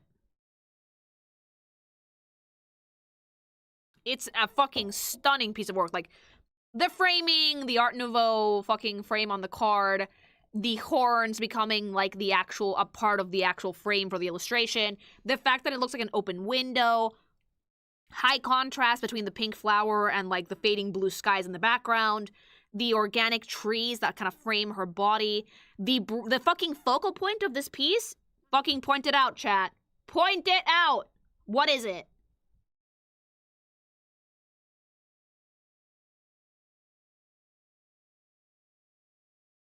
It's a fucking apple. It is literally the brightest fucking piece in this entire drawing. It is the only color that is hyper-saturated to filth, and that apple lends itself to readability because it lets you look at Anjo. Yeah, it's the apple. Let's zoom in a little bit so we can get some details. Stunning. Delightfully beautiful. I love how innocent she looks as she's reaching for that fruit of absolute sin. As if you're not a fruit of absolute sin yourself, baby girl. Stunning. Absolutely beautiful.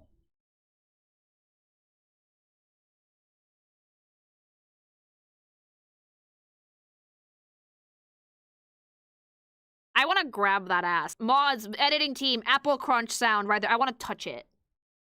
I would like to touch it. Grab it, handful. I want to sink my teeth in that shit. Just crunch. Give me that shit. Stunning. Jesus Christ.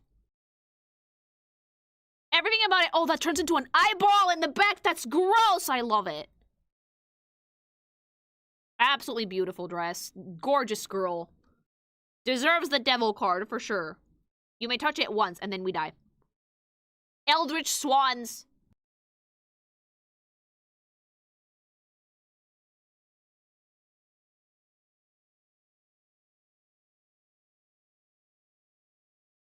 Anjo acts like a big cat lady, so she's sweet. She's very pretty.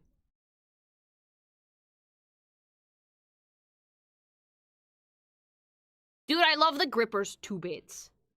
I'm never okay. This fucking game makes me gay. Beautiful. Alright, more skins.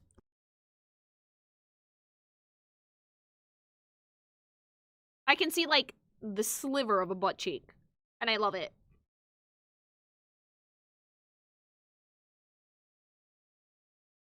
I would spend so much money on this chat. Like, put it on my tab, please.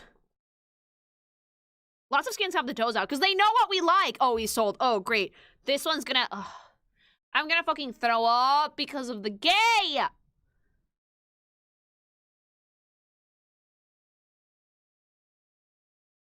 I don't think we're gonna make it all the way for this one, chat. This is too much. It's too much. I might have to tap out in the middle. I'm sorry. Like, oh. Let's see it. I'm gay! I have never been gayer. Like, I love this character already because she's like the picture of elegance and perfection usually, but like, why? I'm gonna barf! It's so pretty! Puppy, please don't put your hands out like that. I'm not actually gonna throw up. I like, ugh. It's like giving fortune teller and like religious allegory all at once. The butterflies are so regal, so beautiful. The flow of the entire thing is phenomenally crafted. The gold detailing on like the back of the shawl that seems to be made out of strings is insane. Feet! Feet! Grip! Sniffer! Sniffer! I'm gonna throw up. Like... I am going to barf! Please stop making me gay. Like, this is hard for me. I'm having a hard time, chat. Where's your triangle? Oh, sorry. Yeah, no, I got so excited I didn't fucking... Like, okay, and we have high-res images of this. Let's fucking go in. Go all in. The veil is a butterfly. Fuck me. It's like melting gold on her scalp. Everything butterfly. Everything butterfly! I wish you could see the animations. I actually can, but I'd have to set that. It takes a while to set up. Dude, her choker is literally a hand choking her. Kinky fucking queen. I swear to God, he's sold. Mama! That hand is literally gonna choke the life out of her, and she's gonna be like, oh my God, yes. Like, choker is a choker. This game is a feet fetish simulator. I love it. Oh, dude, the iridescent pattern of, like, a butterfly's wing rendered onto the fabric. Oh my, stop. I can see the outline of the tit. Because it's, like, white fabric. If you light it directly, it's a little bit see-through. Did we have to really go hard to the point that we fucking added a butterfly wing texture to the fabric here? Did we really need to do this? All of the jewelry is celestial, but also very butterfly themed. That dress is staying on with pins, by the way. That's sharp. Everything is, like, fluted like a butterfly's wing. The cape on the back is made out of, like, strings of fabric. It's not even, like, fabric itself. The fucking royal blue. Royal blue for high contrast. With flecks of fucking electric blue to kind of have that butterfly effect. Like, I could not fucking paint something like this. Even if I fucking learned how to do it in 20 years. Yeah, I could not do it. I'm gonna fucking tap out early. I swear to God, I'm gonna fucking throw up. This is stunning.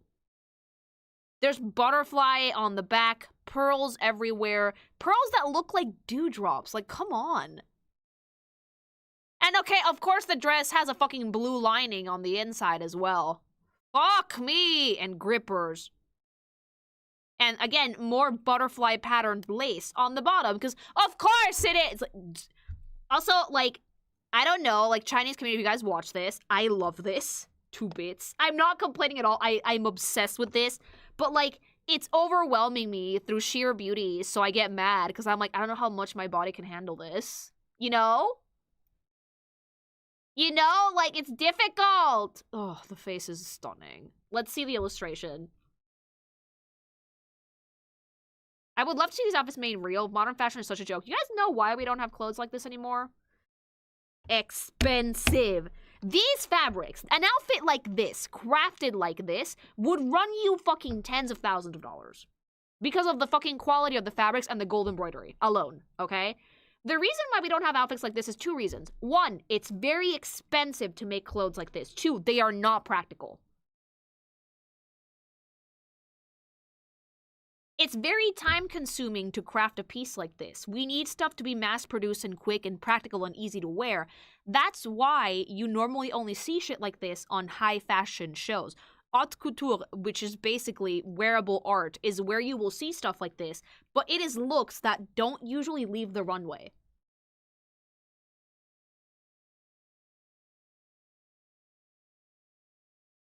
And another reason is a look like this could not be made by machines. This would require handcrafting, stitching, appliquing, draping, and construction that a machine could never make. So this is not something that could be very easily replicated.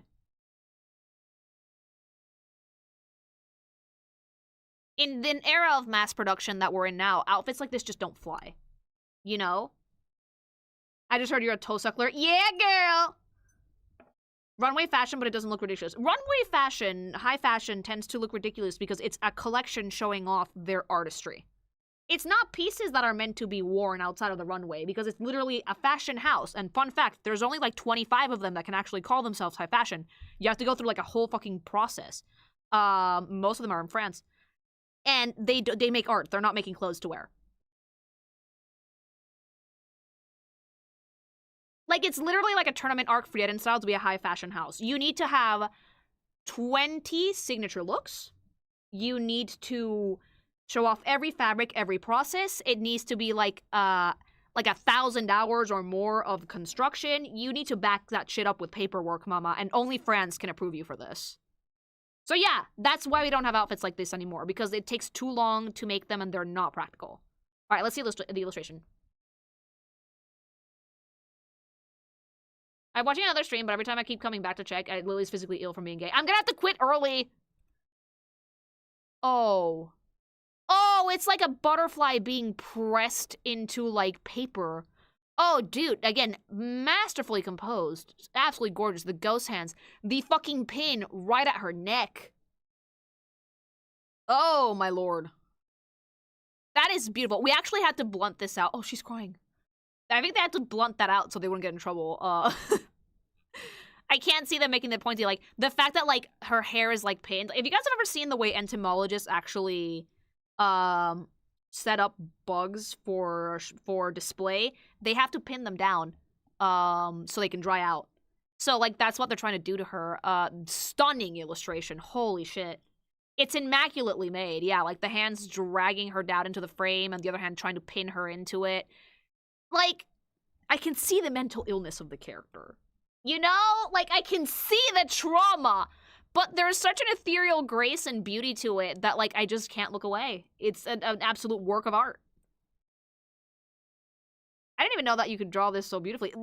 There's people out there that literally just make pieces like this for fun. Now, we're very lucky that all of this is in a game, because most times, imagine, like, being an artist is soul crushing, okay? Because imagine you spend, I'm gonna give you ballpark estimate. I don't know if I'm at all art, right? A piece like this could probably take you 30 to 40 hours to make.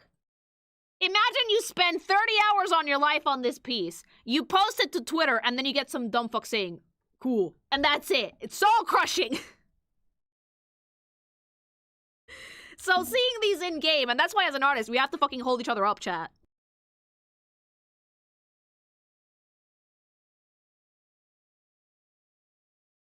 Or worse, as has happened, not saying this is going to happen with the reverse, the game actually gets shut down or canned before it even comes out, and because of NDA, you can't show this off. And it gets thrown into a vault, never to be seen again. RJ Palmer, Arvalis, the guy who did a lot of the concept work for the Detective Pikachu movie, actually talked about this at length, that he says that some of his best work no one is ever going to see, because it's for projects that got canceled midway, but since they signed NDAs, they can't talk about them. I would hate that so much. Yeah, being an artist is so crushing. So if I was the artist in Reverse 1999, I would be insanely proud of myself, because this is a level of fucking skill and dedication that you just do not get anymore. This is insane. All right, more.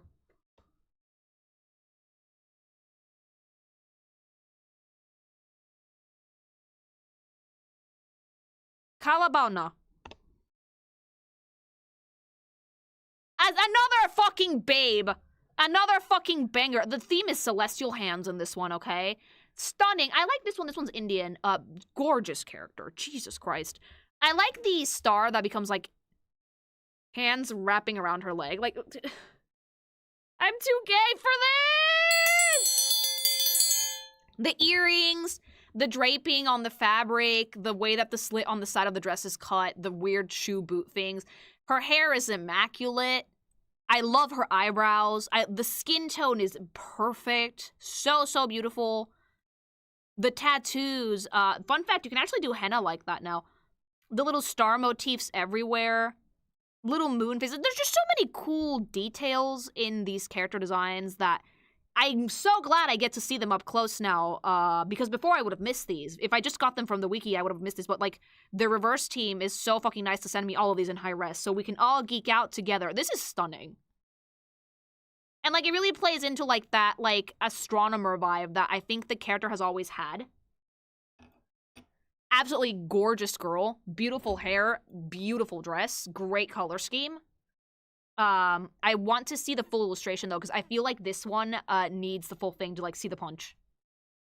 Oh, yeah! Oh, that is surreal majesty. That is gorgeous. It reminds me of Evangelion a little bit. From, like, how, like, the orange and, like, the hands and, like, the weird tide. Look at, like, the eye on the top. That is so fucking gorgeous. Dude! like one of the fucking prettiest pieces of artwork I've seen in this version, which is to say a lot because all of them have been stunning.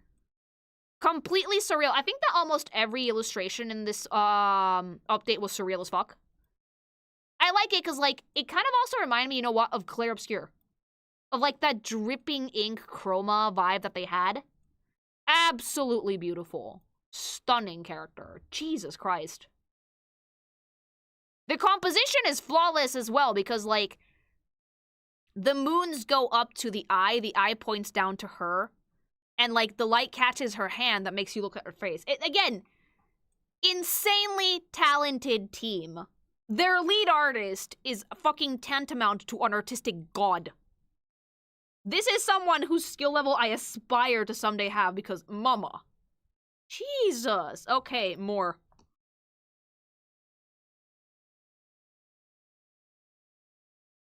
Kakania, sorry about that. The dyslexia gets me. Oh, she's so cute. Oh, no, stop. Oh, she looks like a doll. Put it on the tab. The glasses, the hair, the high collar, and, like, the bonnet. And, like, oh, like, the cute little puffy skirt that, like, cinches in at the ankles. And the little boots, like, oh, she's so pretty. She looks like someone you've drawn before. Like, she looks like the most sassy maid you're ever gonna see in your life, chat. Oh. Dangerously criminal woo mouth. The detailing on the lace, beautiful. The little feathers, oh, bird motifs everywhere. That must be, like, something that she does. I don't always remember the base characters, but that's okay, because I just really like seeing the differences in the skins. No, like, that fucking maid's dress, it has to be some form of, like, rayon or silk. It's not as shiny as, like, actual, like, natural silk, but it still has a good, nice sheen to it, I think. The vest and, like, the apron and the shirt, it's obviously cotton. Same with, like, the rest of the dress. Like, believe it or not, natural fabrics, cotton, wool, silk, that shit's, like, the best things that you can wear. Not just because of the price, but because they let you breathe.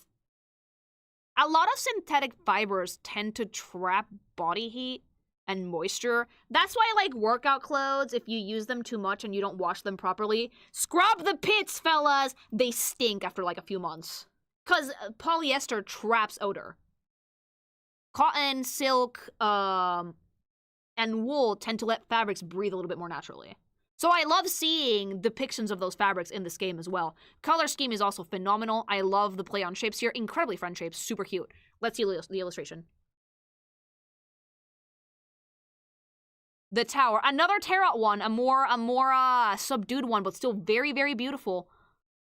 Please don't burn things. Oh, she's using, like, the lace from the outfit for that. Love the scissors. What's the tab up to now? I don't even want to know. I think I've spent so much money. Look at the little gold key. That's so, so pretty. But you will notice that the sheen on the top is different than the sheen on the skirt. And that the actual apron does not really have a sheen to it at all. That's another way you can tell the difference between types of fabrics, by the way. And it's just so, so pretty. Gorgeous. Giving the lesbian scissors diabolical. Oh, right, because she has, like, a thing with these souls. Like, dude, don't give them scissors. Reverse team, what are we doing? Oh, the shoes are immaculate. So pretty. Kakanya, of course, if Isolde gets a skin, Kakanya has to get one too. Yeah.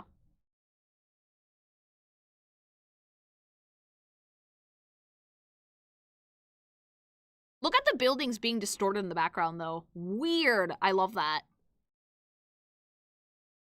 They know. Of course they know. It's Doomed Yuri. That's a psych ward. No! Try to keep my tab low for this game, but that update made it so difficult. I'm sorry I would spend so much money on this. An ungodly amount of money I would spend on this game. Oh, they put in that detail. Yeah. They put in a lot, and a lot of these actually tie to the character stories as well.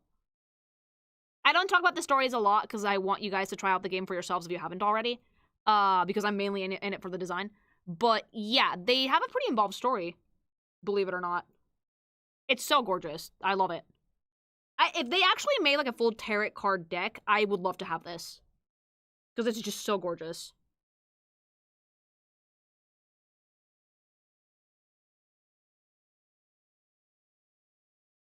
Pioneer. Oh, this is like the guy with the statue face. So we're keeping it strong with the gold and blue color scheme for this update. I think it's been a color that's been in almost every single character except like Andrew, I think. Stunning. Beautiful suit. So well crafted. And you'll notice this suit is asymmetrical. But the thing that makes it look really cool is that the tailoring for it, which is to say the cut of the suit, is exactly the same. It has asymmetry thanks to color and thanks to texture because of that pin on the lapel. It doesn't fuck with anything else. The coat is not half off. A sleeve is not missing. We don't have like weird gloves. Oh, look at that detail. That's gorgeous. Measuring tape tie. Phenomenal. Like, you can make something asymmetrical without completely butchering the outfit, if that makes sense. It's very classy. Very, very classic. They've actually been selling printed versions of the tarot garments in the merch shop. Oh, I want. Also, you'll notice that the royal blue on the left shoulder balances itself out on the right forearm because he's holding royal blue fabric. The repetition for this character is hands. There are hands on his neck. There are hands on the lapel. There are hands on the fabric that's draped over his arm. And most importantly, the cane is holding his hand. That is beautiful. Masterful design. Let's see the illustration. I want that suit so bad. Men, please let's go back to dressing like this, because holy shit, this is... If you see a guy who's dressing like this, you're gonna think, that's a classy motherfucker. Because it's so fucking nice. Is it practical? No. Oh, I love. Dude, that is so... You know, Chad energy. Chad energy, and like with the weird hands coming out to try and like grab them. The little girl's dress on the mannequin, which like... shows off something maybe from the past of the character or something sinister. They look like a rib cage. The fucking broken mannequin on the face that has like the same royal blue. Whoo, that is stunning! Grandpa vibe, but very, very pretty. He's a real gentleman. It's an absolutely stunning piece. Beautifully composed, tells a story, uses the same color scheme as the character, but does not drown the character out. At all. So yeah, gorgeous image. Absolutely beautiful. And that was 3.2. Okay, am I gonna be able to, like, do 3.3? Hopefully, without barfing, because, like, holy shit, that made me way too gay. Hold on, let me have some fruit.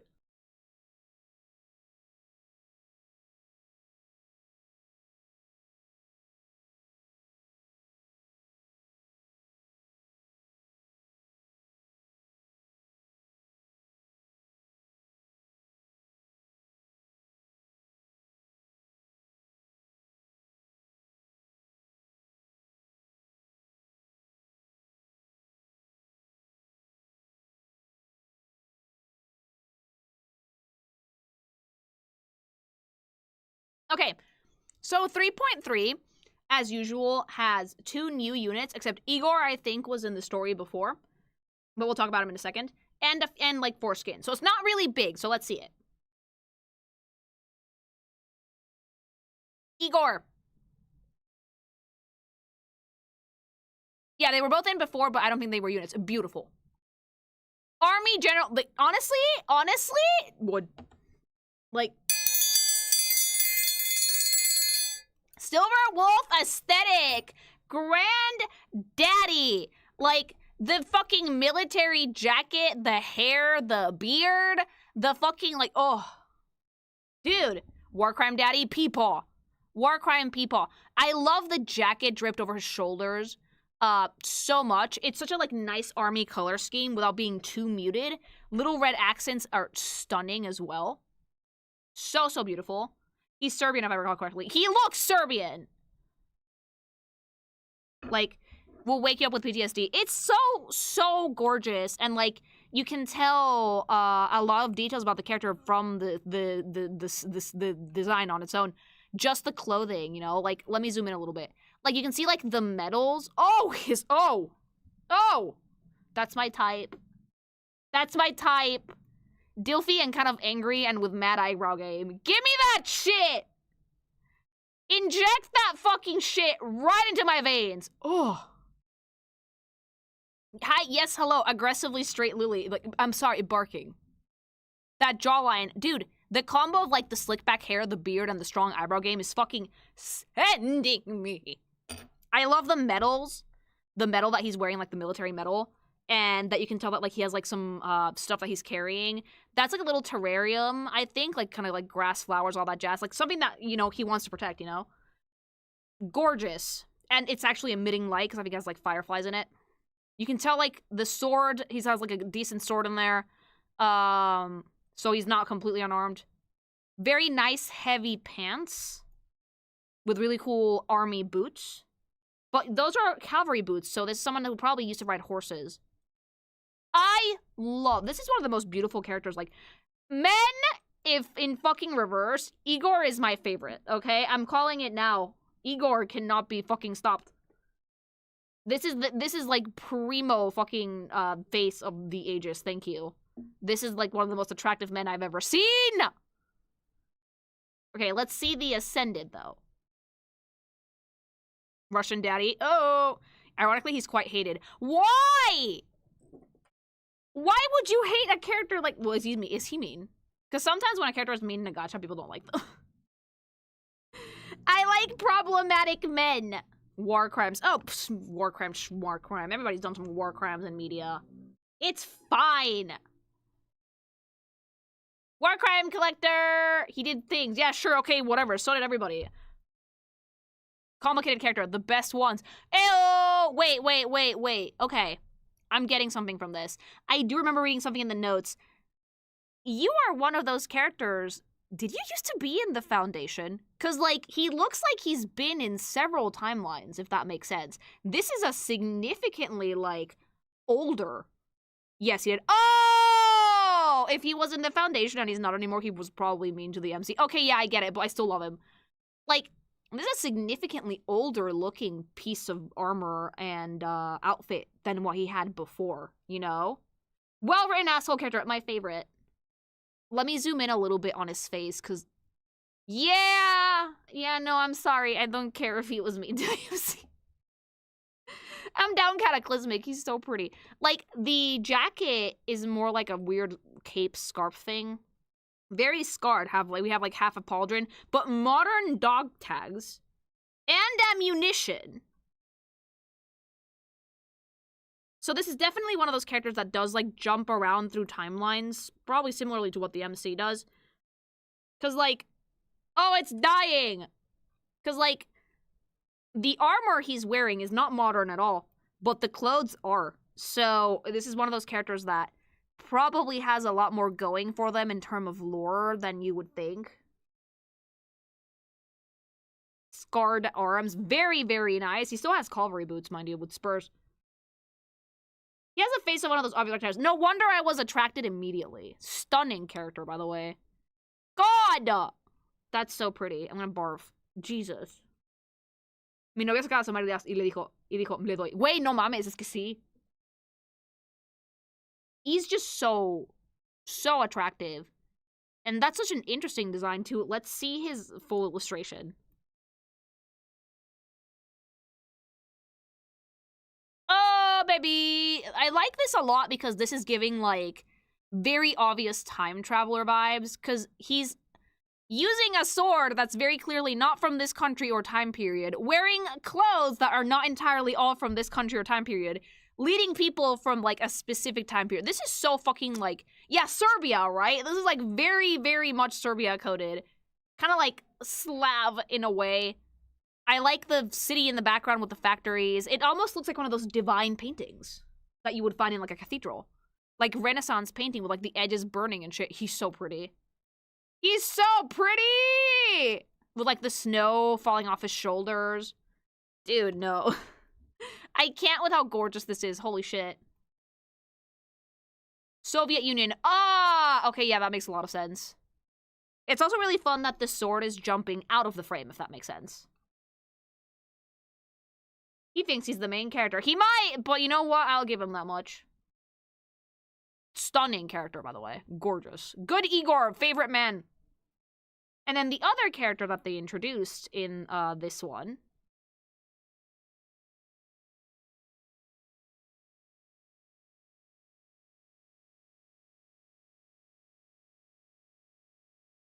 is Marsha.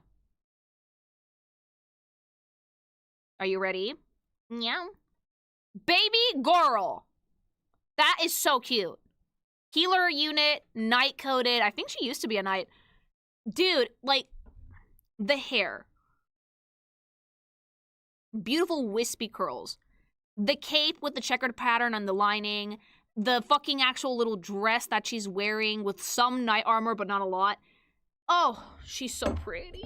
You know what? Yeah, you earned the triangle. This is so adorable. The silhouette is so, like, innocent and unassuming, but she's wearing... Oh, wait a minute. I just noticed something. Let me zoom in on her apron one second. Her dress is actually padded and styled to look like a piece of armor.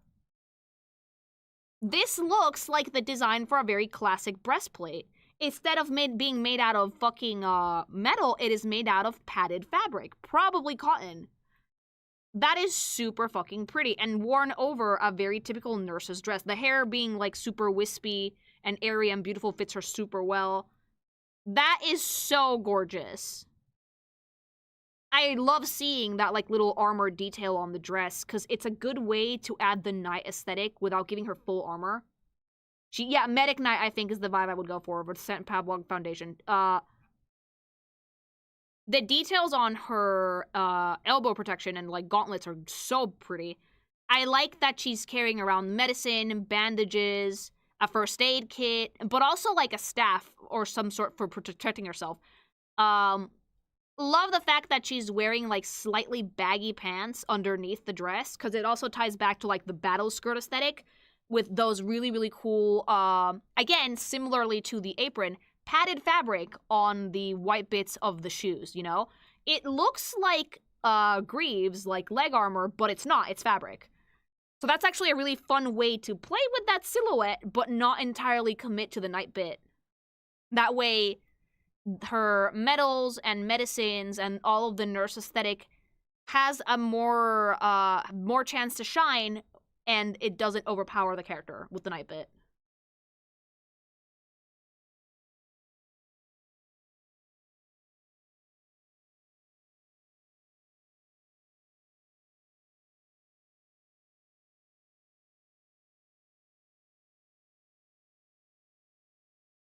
I think it's supposed to be a mace. Probably a mace of some sort. So that's a really, really nice attention to detail. As someone who probably used to be a knight but is not anymore, I want to see the Ascended one. Let's see if they actually did anything more with the knight aesthetic or if we went more medic. Oh, that's beautiful. Are you kidding me? I've never seen this before. I have never seen a medic knight before in my life. And you know what? I am obsessed. What? Yeah, no, like, dude, we added more armor, okay, which is great. Pauldrons and helm, gorgeous. The cape, lovely detail. We warmed up the color scheme in general, no more dark green at all. The boots are no longer as clanky, they're a little bit more slimmed down. It's daintier, it's a little bit more feminine, still absolutely gorgeous. And instead of having that armored corset made out of, like, padded fabric, she now has a military jacket. That is beautiful. That is a perfect mish and mash of, like, 2 or 3 different time periods in terms of silhouette, themes, and types of fabric. So that's really, really good. Medic Knight? Okay, that's a term I don't think I'd hear. I have never seen this before, and I love it. Very cute Nurse Knight. Gorgeous use of color. The little pops of red on the jacket highlight her hair really nicely. I love the predominant shades of blue. I like that we're adding more color in this version. Healing is over. Time to smack with the mace. She does still have her mace. But she also still carries her medication around, which is great. The shoes seem more combat ready, a little bit more easy for mobility. Fabric seems a little bit heavier as well. At least on the coat. The cape seems like a pretty light cotton. I love all the little buttons, and I also love the amount of armor that they added. I think that the arms are a complete set now.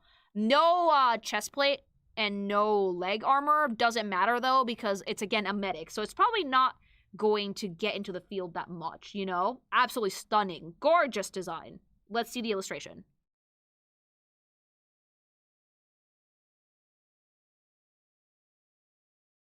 Oh, that's so cute. I see a cow. I see a little fucking fuzzy cow. Armored cow. Armored moo. Oh, please don't send the moo to war. Please don't send the moo to war. I love cows. I love, have you guys ever seen like a fucking Scottish Highland cow? They're like fuzzy. I love cows. Dude, that's so cute. Wife material, the cow? She has such a pretty design. I love the helm so much. And it's really nice to see it in motion as well. So she can actually do a fair bit of moving in that outfit, which I really like. Lily, what? Medic cow? The cow is so cute. I also really like the castle in the background. And just like the war tents. Almost like the castle is there from the past, maybe her past. And then like the war tents are more like from the future. Her face is so powerful. Her face is gorgeous. And, like, the color scheme is also phenomenal. And the fabric looks 10 out of 10, you know?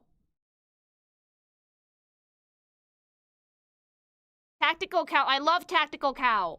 Look at it. Gorgeous. Like, medical night woman, that's like the hottest thing I've ever heard. I love it. I'm gonna play some supers before we move on to the skins. Chat, next time Lily posts art, everyone reply cool as a reference to today's stream. Oh, Love no. ya, Lily, playful face emoji. I mean, you can if you want to. I'll know exactly why. Thank you. Wow, I finally managed to catch the stream again. Also amazing character designs of the devs Lily G. Hart. Yeah, no, the Reverse 1999 team is, as usual, insanely talented. They really understand their theme. I went with a medic knight look for my white mage glam in FF14. It's a very underused aesthetic, and I think it's a shame because it looks great when done right. It does. It does. It's absolutely gorgeous. All right, let's look at the skins that we have in 3.3.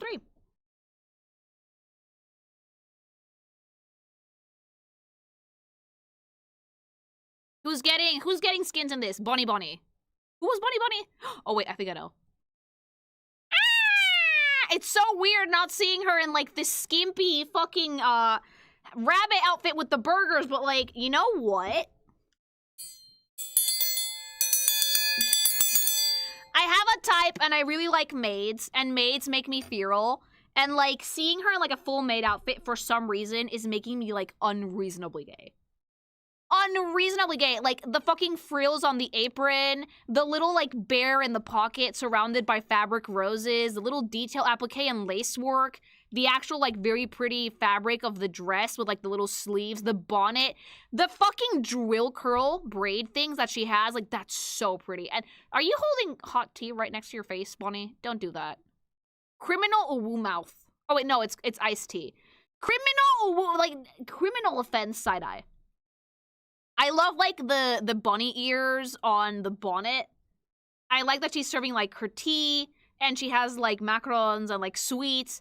Like, she always has food, which is my favorite thing about this character. She makes me hungry as fuck.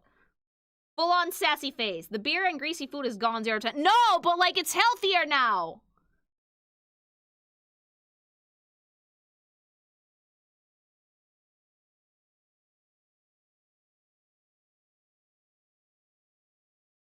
She's so pretty. And, like, this suits her so nicely to Adorable Bunny Maid. I like it because it's not super skimpy, but it's still, like, she still plays with the fucking character's sensuality, which is quite there. The booba are still quite large, chat. How much sugar is in that iced tea? A lot. Do you guys know how much sugar is in, like, American iced tea? It's kind of insane. Oh, the bear has a bonnet, baby. The sheer attention to detail in this look is phenomenal. I really like the little details on the apron and oh, the little frill on the shoes is so cute. That's so fucking cute. The keyring holder is her waist. Tiny! I can only drink that kind of iced tea. Guys, ew! Guys, American iced tea is diabetes. Don't fucking drink that shit. Hair is rendered so beautifully in this character, too. Let's see the illustration. Se ve al borde del glúteo. Güey, es pura gula, o sea. Everything else tastes awful because it's not fucking loaded with sugar. I am drinking jasmine green tea right now with milk, no sugar. And it's fucking delicious.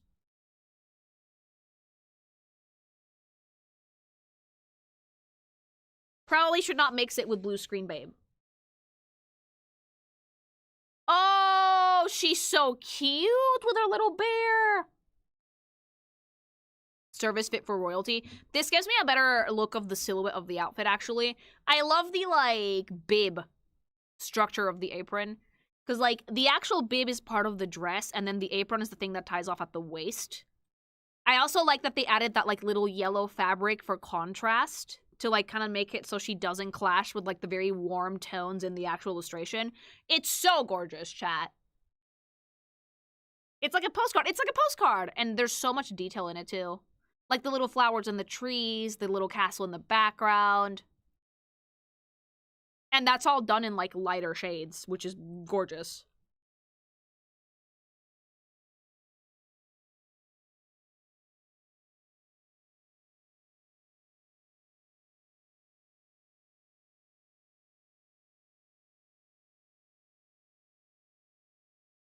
The shoes have little maid bands. I love the shoes! That is so cute. Oh yeah, the pocket bear has a bonnet. Gorgeous. Next skin. In canon, she's playing Spy. I love her.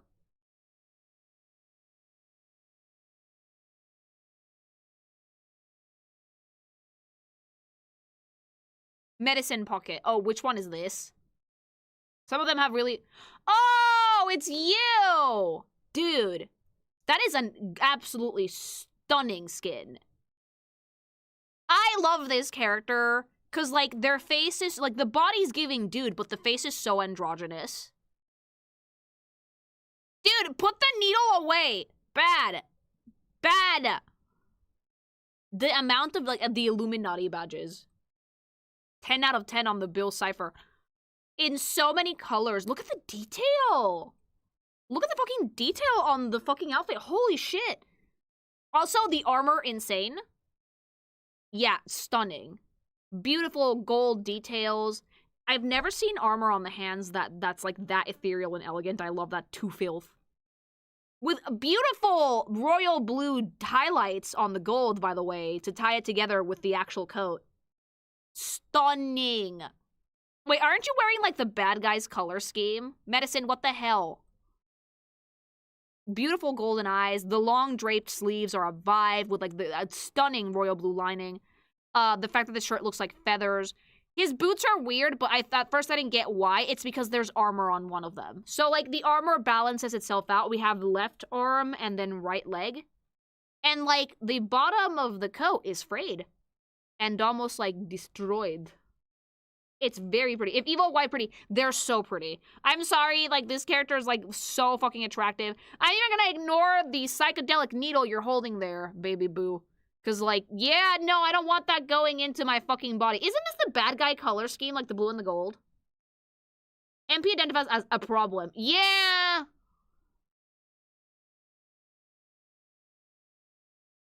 Alright, let's see the illustration. Oh, it's because it's a part of the tarot cards. The Hanged Man. Dude, please, like, reverse team, please make a deck and send it to me. I will literally review it live and get people to buy it. Make a full deck and send it to me, and I swear to God, I will make everybody buy it. Because that is such beautiful artwork. I would use this. I would tell chat's fortune with this shit. Are you kidding?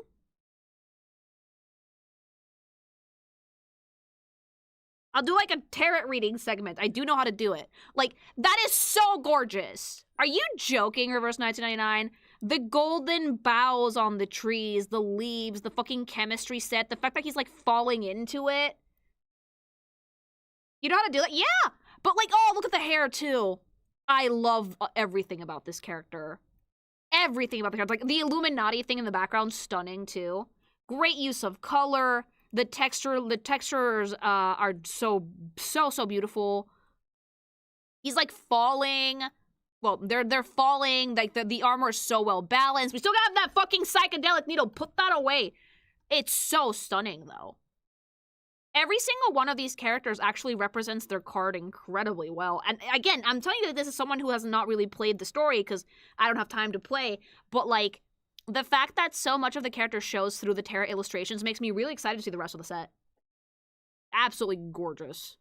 More.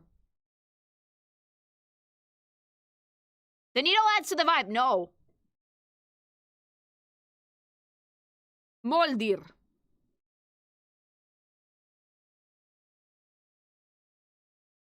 Oh, mama. Oh, mom. Yeah, Regency. This is a Regency era silhouette, and this is what the outfits would have looked a little bit more like on the fancier side. Not the cheap shit that you see in Bridgerton, okay? So, the reason why this one does not actually look cheap at all, despite the fact that, like, it has a lot of different types of fabric, is because the lighting that the artist uses is warm. There was no electric lighting in the Regency era. It was in the early 1800s. It was mostly candlelight. Maybe, I think, if I'm not mistaken, a gas lamp or two, perhaps, if you were lucky. I think that was a little bit later on, though. And all of the light was warm. So, if you're psychotic, you will use blue light. Blue light is super unnatural, very cold. So if you use blue light on a vibe like this, you will immediately modernize it. Immediately. And that makes a lot of these fabrics, which catch the light very beautifully and have a lot of attention to detail, look cheap. But this, though, this is a beautiful example of a Regency era silhouette. It is an Empire neckline. Empire waistline, rather. Big booba. We have corset underneath it. Like, holy booba. Hold on, put it on my tab. The tits convince me. This is a great example of Regency silhouette, but with Renaissance vibes. That hairnet is very Renaissance. That circlet is very Renaissance. Even those, like, puffy sleeves are very Renaissance. But it's funny, right? Because despite the fact that we have Renaissance-esque vibes, the silhouette is Regency as fuck. Because usually in the Renaissance, the dresses would cut a little bit lower down. You'd see a little bit more of the waist. It's so beautiful, and the warm lighting on the cool tones makes it so beautiful. And I can tell before you ask me, because if I zoom in on the fabric here, the highlights on the blue are starting to gear a little bit more towards green, like a yellowish green, as opposed to a colder blue. So that's how you can tell that there's warm lighting. And the undertone of the ivory dress is also yellow. And it looks so good. I love her toolkit for, like, repairs and shit. Stunning. The lace on the fucking hands is great. The golden ropes are a great touch. Again, very Renaissance despite the silhouette. And the pearls are just chef's kiss. I love this character design so much because it's playing with, like, two different styles of fashion, but tying it together into one silhouette. That type of, like, hair bun with, like, the hairnet and then, like, other, like, part of it draping to the side, that's so sexy. That's, like, MILF. If I was a MILF, I would dress like this. I would have this wardrobe made. I don't give a shit. This is, like, beautiful silhouettes. This is, like, so aggressively mom-coded, chat. It's just so gorgeous. Arcane skill of fixing things. She's gonna fix your fit. Fix my shit, mommy. Put it on my tab. Let's see the illustration. Oh! Oh, I love. Oh, the purple looks so good against the green of the dress. What are you holding? What are you fixing? Is that a squirrel? Please don't fix the squirrel. Mommy, no. Mommy, no. Leave it alone. Oh, the hair, just, the rendering is just, ugh. Like, chef's kiss on the fucking, so the barely visible breastises. Booba. Okay? Gorgeous booba. You can only get that from, like, a fucking corset. Because, like, yeah, no, that's not an easy silhouette to get. Golden shoes, absolutely beautiful. I was almost expecting Sniffa. Almost, but not quite. No Sniffa on this one. The composition is beautiful. I like that the people in the background are just whited out silhouettes. I love the castles. The castles seem to be, like, the theme for this one is, like, very night story, castles, all that jazz. That looks like something that you could find in a lot of places in Europe, believe it or not. stunning. How is that dress so sexy? Okay, let me give you guys a fucking history lesson into why Regency era silhouettes were like the epitome of sex. Okay. So a lot of these dresses, believe it or not, were meant to show off a very stylish figure, but also they were great because if you were pregnant, you could still wear these. They have a very high waistline. They also wear corsets, which squish the boobs up, okay? So in an era where you could barely start seeing some skin on women, not that much, mind you, mainly the neckline, seeing just like bosom, booba, immediately made men go, fertile. Marry, breed, give kids. So it's a very elegant silhouette, but there's quite an air of sensuality about it because you could see womanly attributes without seeing like full hips and shit. So that's why like the silhouette was kind of like pencil coated, cinched in right below the boobs and then straight all the way down, but with very flowing fabrics and very beautiful draping that emphasized femininity in a very subtle way. So, like, this was basically silhouettes to make you feel, like, feminine and fertile, you know?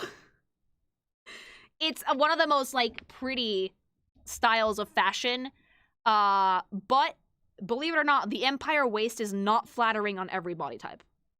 It only works really well if you're fairly slim, because otherwise you're gonna look rather wide, because it kind of hides the waist a little bit. But very, very pretty.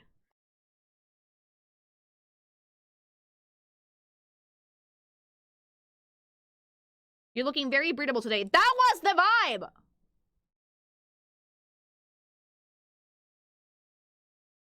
That was the vibe.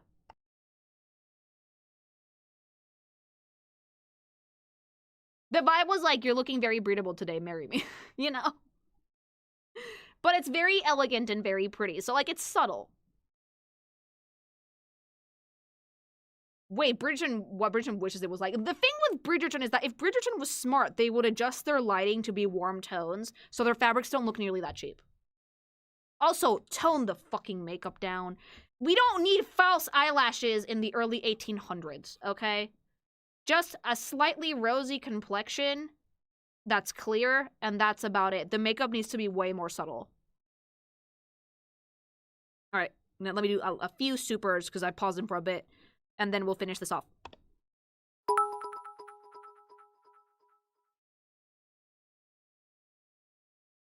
Lily, there's someone I'd really like to be put in this game. His name was Wojtek, pronounced Wojciech, it's Polish, and he was a very important member of the 22nd Artillery Company in the Second World War. He was promoted twice, once for bravery in the Battle of They might put in figures like that eventually. They make a lot of references to it. Thank you. The unit Wojciech served with even changed their insignia to a bear carrying an artillery shell. Oh!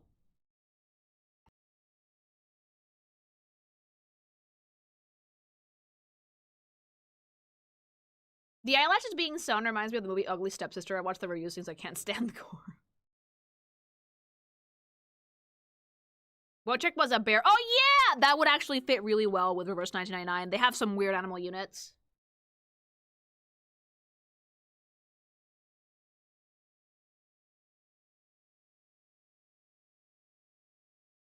Yeah, TTS has a character limit. I don't know exactly what it is on Twitch, but it does. The Polish bear. Like, I would get the art book from this game just because it's just so gorgeous.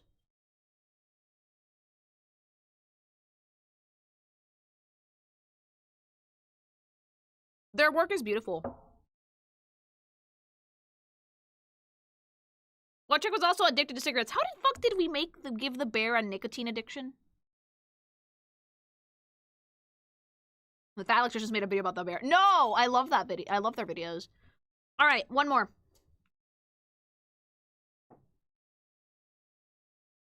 Because Polish, yeah.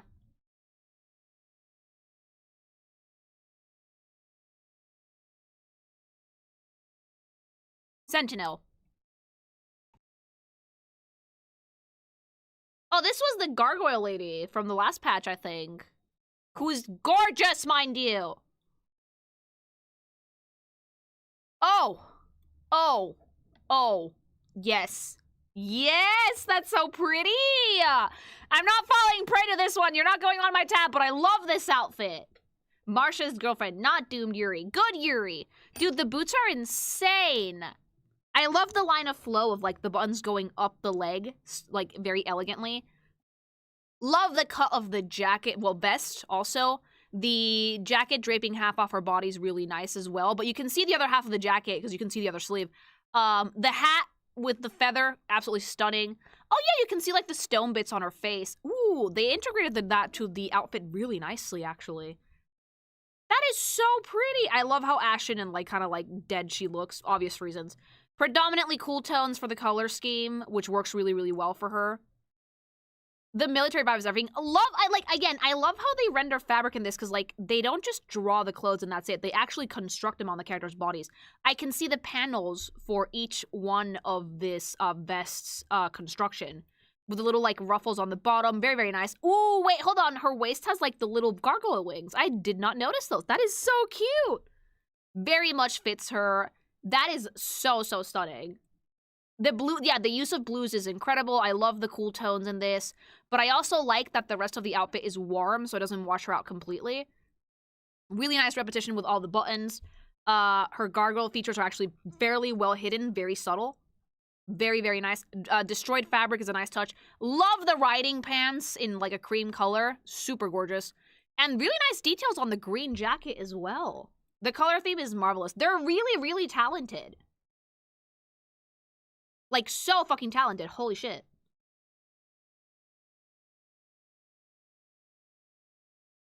So it's absolutely gorgeous. Look at the embroidery on that, please. I love how they texture that because it genuinely does look like it's stitched onto the fabric. Yeah, this one's Three Musketeer themed, I think. They had like an enemies to lovers in the past. 10 out of 10.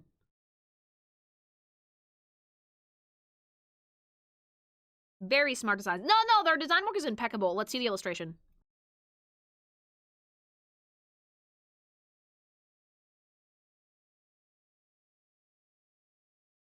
Oh, I love her. Dude, again, note how brilliantly the thing is composed, where the chandeliers are actually surrounding the character. And she is framed predominantly by very warm colors. This is a character that, by design, being a gargoyle, has very cool toned skin and very cool toned colors in general. So, like, we're using the chandeliers to frame her, and then the window actually points to her as well, because everything around her is darker and more cool tone. Like, the marble statues are more cool tone, the archway is more cool tone, even the gold in the top is more cool tone. But the chandeliers frame the character so nicely, and so does the window. Yeah, it's like a musket. It's very, very cool. Let's see some details. I want to zoom in a little. The hair is beautiful. And I love what they did with, like, the hat and the hairpiece. Stunning. Wears gloves. Very pretty. But it's nice that, like, she's, like, surrounded by fire and yet does not seem intimidated by it at all. I adored this design to bits. It's genuinely so gorgeous. The baby braid. Like, the barely there braid is great. The boots are so, so pretty. And yeah, like, it's just a very well-realized piece. Like, all their illustrations are very well composed, and they're composed not just with elements for the picture, they're composed with color as well. That's actually really, really important. And again, this is why this is the hardest thing to do as an artist, is to compose a picture like this, you know? But it's just really, really pretty. I would like to inform you that next time you review Reverse, you'll do 3.5, which is the Mexico patch. Oh, damn, that's awesome. But I'd have to do 3.4 as well. I usually do this in 2 versions at a time. So I have more than, because usually they do like 6 skins. 2 characters, 4 skins. That's about it. This is actually the last one for this patch as well, which... a very good note to end it on. Like, let me give you guys my final thoughts. As usual, the Reverse 1999 team is insanely talented. Like, holy fucking shit, they're great. I am in love with every skin, every new character, every concept that they come out with, because there's so much love in their craft, so much love to history, to fashion history. to making sure that everything looks as authentic as possible. It's a genuinely beautiful game. And in the era of gacha goonacity, affectionate, this is a rare gem. I do think that if you want to try out a gacha, I would recommend Reverse, mainly because of how beautiful the artwork is. Very much would like if you guys tried it. If not, just look at the artwork with me, because it definitely deserves it. I think favorite character from this one, Isolde's was pretty up there, but it has to be baby girl with the flowers. It has to be the lizard. This, holy shit. Anju has to be probably my favorite one. It's not because it's pink, I promise. It's just I really like the construction and the symbolism of the outfit. It's fucking stunning, okay? But tell me which one was your favorite. Which one would you dish money for? Let me know in the comments. Fight your demons in the comments and all that jazz. And remember, if you guys want to get energized to go look at some artwork for Reverse 1999 or maybe hunt down the art book, go to gamersupps.gg/kinkimation to get some bomb.com energy drinks! And also cute t-shirts, waifu cups, all the shit in the universe, even fucking soup. Just make sure you use code kinkimation at checkout for 10% off your entire order. And that way, you will be energized. And if energy is scary, caffeine is spooky scary, I got you, boo-boo. Caffeine-free flavors for everything. Recommendation of today is Blue Screen Babe by Amelie. Very electrifying, very citrusy. 10 out of 10. And that's about it for this YouTube segment, I think. Whew. Chat, that made me so gay I almost barfed. I loved it. And again, like, thank you very much for the Reverse 1999 team for actually helping us put this together. Their insight is incredibly helpful, and they're super, super eager to get me anything that I might need to make these videos possible for you. It just a lot of love for them. Barfing rainbows. Yeah, super gay. These streams almost always make you barf. I'm sorry, their designs are just so good. Thank you, goated people. I'm very impressed by their team. Igor betting like the palette creds. That yeah, Igor was my straight moment for today's stream actually.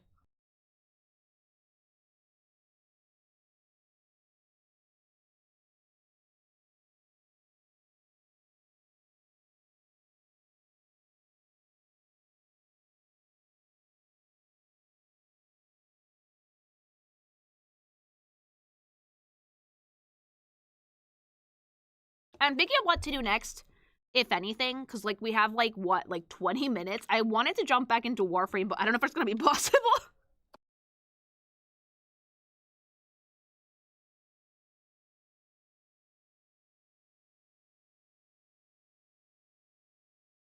Exactly one mission. I don't recommend that. Yeah, maybe Warframe will have to be for another day, because, yeah, I wanted to, but seeing how much time we have left's not likely.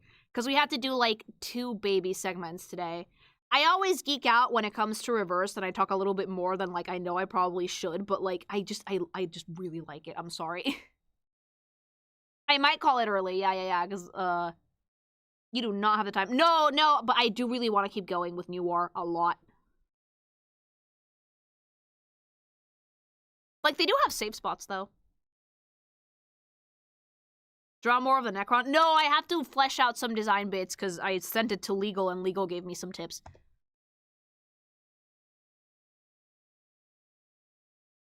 Yeah, like maybe I'll do early out because my grandparents actually came to visit. And they took away some of the time I needed for extra work. But it was nice because like they hadn't seen my apartment, so they were very happy. The next Warframe stream is going to be epic. Yeah, expect more Warframe soon because I want to finish the new War relatively soon.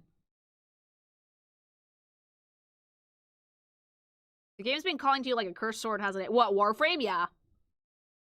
Is your family just constantly visiting at this point? Not exactly. My grandparents normally come to Spain and they stay for like 2 months. So they're relatively close by, so they just wanted to come over and see my apartment. Because my grandma hadn't seen it yet. My parents are gone at this point, and I don't think we're gonna get more visitors till maybe if I invite my in-laws over, because I do want to see them, because we might not go to Mexico this year. So we have, like, visits in April, and then most likely in May. I'm hosting a lot this year, which is why after May I'm probably not going to host anymore. I have a lot of work to do, so...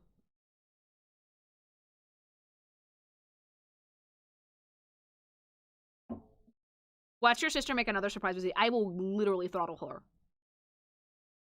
Expect a very hot summer this year. I'm expecting a hot summer every year. I live in Spain. It was very cold and rainy this winter, though.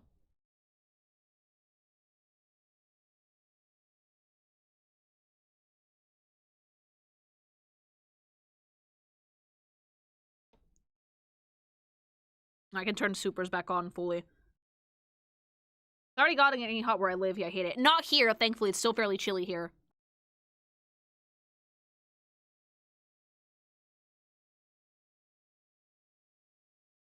Casi 3 veces de lluvia horrible. Wait, casi me ahogo. Like, you guys don't understand. My office is on the roof, right? And when it's raining really, really hard, we're low-key kind of stranded in here. There's no bathroom up here. I had to run through the rain to go pee once. It sucked. It will even out with the massive damp heat. No, it's like hitting a wall of soup.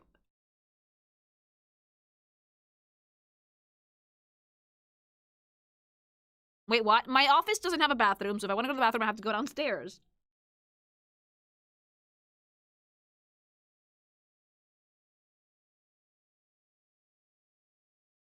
I thought it was like a spare room. No, it's my office. Like, deadass, my office is up here. You should keep an umbrella in there. Now we do. Yeah, now we do. After getting, like, stuck in here, like, twice, we started putting an umbrella up if it was raining.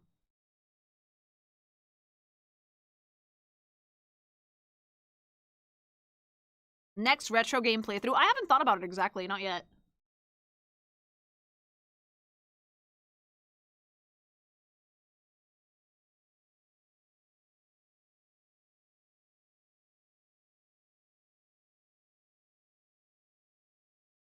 Is there any way to make an extension to the stairs so the office is covered?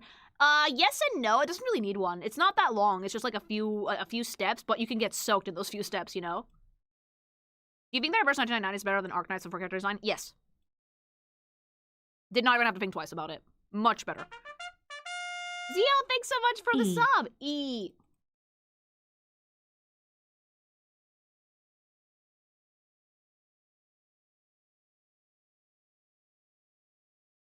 Has Creature gotten dirty again? No, actually, she's fine. Aren't you a gamer? You need a pee bottle. I'm a girl! We don't do pee bottles, chat. It saves time. No. I'll just go to the bathroom like a normal person. You use buckets. No. I love Arknights, but Reverse 1999 has so much style. Like, Reverse 1999, the thing that it has going for it is that it has a very clear theme of, like, designs through history. So they can use a lot of historic fashion for it. Arknights is a little bit more fantasy in a way, sci-fi fantasy-esque, so they tend to play a little bit more with their silhouettes. But the problem with that is that you can sometimes fall prey to what I like to call gacha-isms, you know? Pee bottles are gross. I've seen so many fucking them at long of inches. Oh, fool would know, yeah.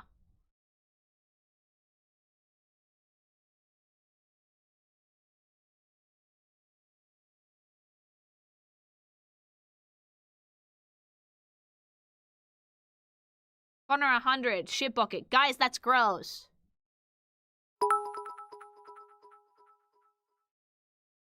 I hate saying this because it makes me feel incredibly old, but the Mega Man Battle Networks probably count as retro by now. Probably. And you can tackle multiple segments of review and such doing so. It feels like good timing with Star Force Legacy coming. Maybe, but like we just did Mega Man, so I have to think about it. Right now, my main focus is Warframe, I think.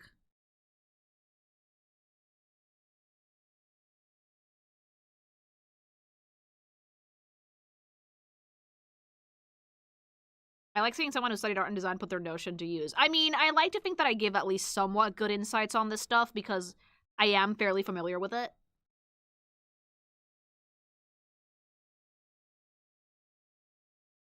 I don't really like the Battle Network games or RPGs and kind of path this one. Ooh, dude, no, RPGs have a problem is that they tend to be very long. Mainly because the current story has you in a vice grip. Yeah, it does! I'm sorry, I want to see what happens. I fucking died!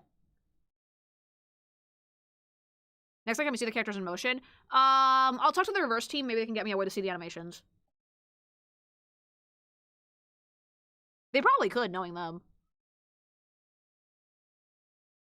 Iwami came out 10 years ago. It's almost retro now. Oh, no. Yeah, these have live 2Ds, right? For the most part. They animate them with live 2D. That's even more work for the fucking illustrator. Holy shit. Dying in Warframe cringe. No, we're dead.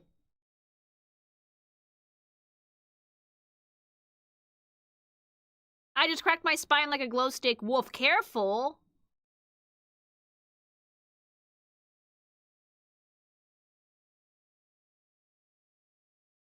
All of them have live 2D, even the glow sheet, those. Interesting.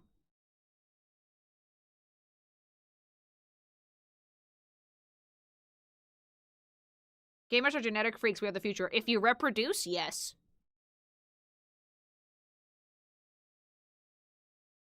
That wasn't a read, by the way. Probably just gasped audibly. What? He just went, damn! I was like, what? If we want to be the future genetic freaks, we have to fucking reproduce some what? Of Badger's GamerSupps one. flavor using code KinkYmation. We'll get you your shaker cup or flavor eventually, whichever comes first. Yeah, I actually recommend if you guys want to try out flavors, don't order them when a creator drops something, because that's like a 12 to 16 week wait. Order the flavors separately, but use my code. You can use it more than once. Yeah, no, Hubby just went, damn. I was like, I'm sorry, no, that wasn't a read. We can be genetic freaks of nature, but if we don't fucking have kids, then that genetic is going to waste. You just call that man the fuck out. No, that wasn't meant to be a read. I'm sorry. That was more like, yes, but. So many people nowadays are just not having kids, though. I mean, for good reasons, but still. Damn it, Lily. If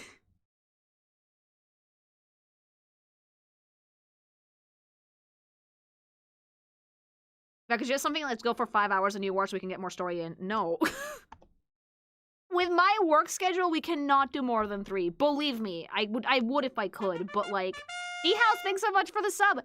Gifted sub. If I could do 5 hours, I would, but then I would go severely overtime and or fuck with the curfew, and I'm not risking that. And unfortunately, I cannot start the stream at 5 p.m. because I'm usually still working at that time. I would only do that if I had my work for the next day done already. You need clones of yourself. Yeah, I do. Smash or pass, Yoruichi. I don't know. Yeah. Korea and Japanese people belong to corpo. No time for kids. Oh, yeah, those are the worst ones. 3 hours of care is already quite a lot. Believe me, I would do more if I could. But sadly, stream is kind of like job number 2, and job number 1 keeps me working. Like, I have the reason why I'm busy because I'm making extra work because I have people coming over. So it's kind of hard to juggle the work for the day and outlining for the next day and also doing extra stuff so people can actually visit me and I can actually hang out with them. Oh, if it's a Bleach character? No idea.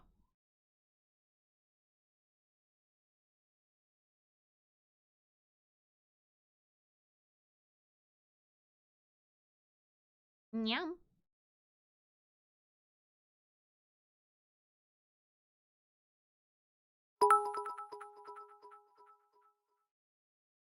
Be assured that the first arc of New War that you should wrap up next stream is the longest plus the one that locks you out of content the most. There should be a reprieve after. Yeah, I need to basically be not locked out of shit, which is why we're gonna keep going with Warframe as soon as possible. Thanks so much for the bits, by the way. I will not have kids. Kids are expensive and not very patient. Like, I am one of those people that I'm not opposed to the idea myself, but if someone really doesn't want to have kids, I'm not gonna give you shit for it, you know? Like, it's your life and it's your decision at the end of the day. It's expensive. And it's a really big time sink. Like, you are responsible for a whole-ass other human being. That's not nothing, you know? I like kids, but I still don't want one at all. Again, valid.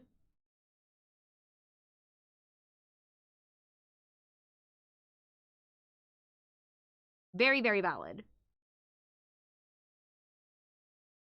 We are not in a world that makes it easy to have kids right now. No, it's not impossible, but it's not easy. Like, I think you have to really want the child in this day and age. It can't be a flip-floppy decision. I think that right now, yeah, if you want a kid, you have to really want a kid. And both people should want a kid, like mom and dad. I don't have the confidence that things are good enough to bring another human into the world. I think that's a bit of a bleak mindset because there's a lot of things that you can offer a child, even if the world isn't exactly the best place. Because believe it or not, humanity has it the best it's ever had. Like, Don't let all the negativity online and the news fucking fool you. We have the lowest mortality rates ever, incredibly comfortable lifestyles, relatively peaceful for the most part, a lot of access to technology and medicine that we did not have before. Like, you don't die from random ass infections anymore. I think that, again, it has to be a very personal decision. So if you want to have kids, that's something that you should discuss with your partner, spouse, whatever, and make that decision on your own. But I also don't think that it's valid to be like, oh, I don't want kids because the world is fucked up. Because guess what? The world is always going to be fucked up in some way, you know? You should make the decision to have children entirely on what you want. Lily would be dead in the old times because we used to live till 30. Yeah. Or childhood for the matter. Yeah, if you don't want to have kids, like, you can adopt. There's a lot of things you can do. Yeah, personal time, financially stable, financial freedom is a big part of it. So again, I won't discourage people from wanting children, but I'm also not going to be like, no, don't have kids either. Because that's not fair. It's a very personal decision, you know? I have a lot of friends, both with and without kids. It's expensive that they can be, and the lack of time to spend with them that makes them hesitate. Yeah, like, kids require a lot of time. They do. Rocksong, thanks so much for the sub. Thank you.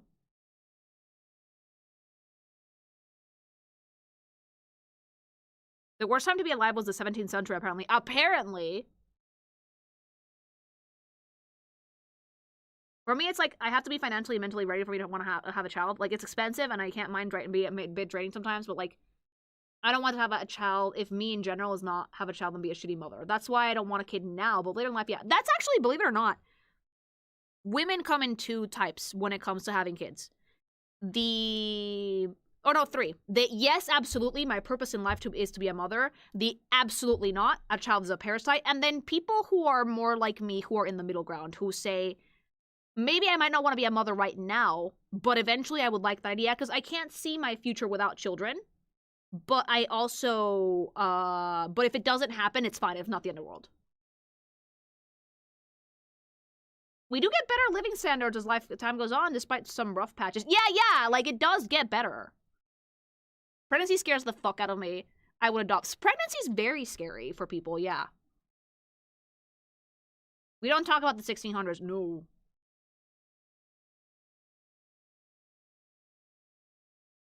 Yeah, and, like, jobs aren't actually understanding of that sometimes. Like, as a woman, if you get pregnant, there is a chance you could be fired. So you have to really think about that stuff. The best thing you can do is obviously, like, have sex safely and responsibly. And just really think about your family planning, really.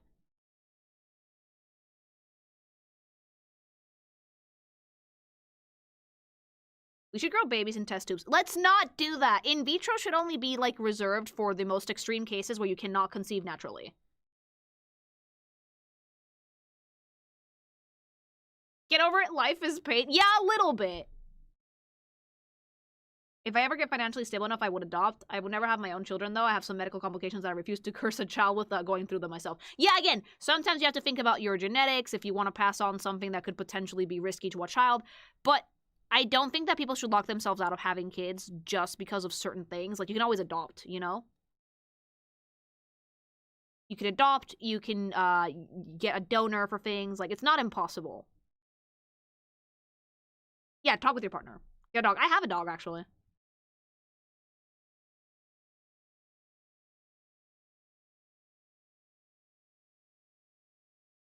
How is the creature? She's fine. She's downstairs.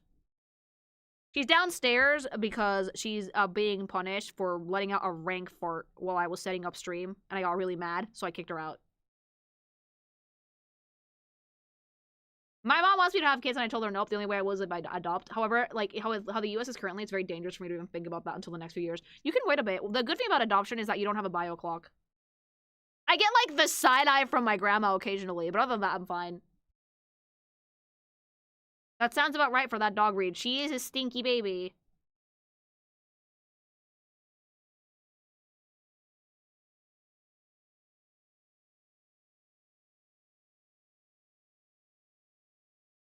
All right, thanks. I think that's where I'm going to cut it for now. But I will see you all tomorrow, hopefully if all goes well. Have a wonderful evening. Thanks so much for joining me for another Reverse 99 review. Very much enjoy doing these, even though it's like me geeking out over art and fashion history for like an hour. And yeah, I'm gonna see you guys very, very soon. Have a wonderful evening. Go get some gsupps and use my code PathToWaifuCup. And yeah, I'll see you guys soon. Okay, bye. Love you. Bye. Bye.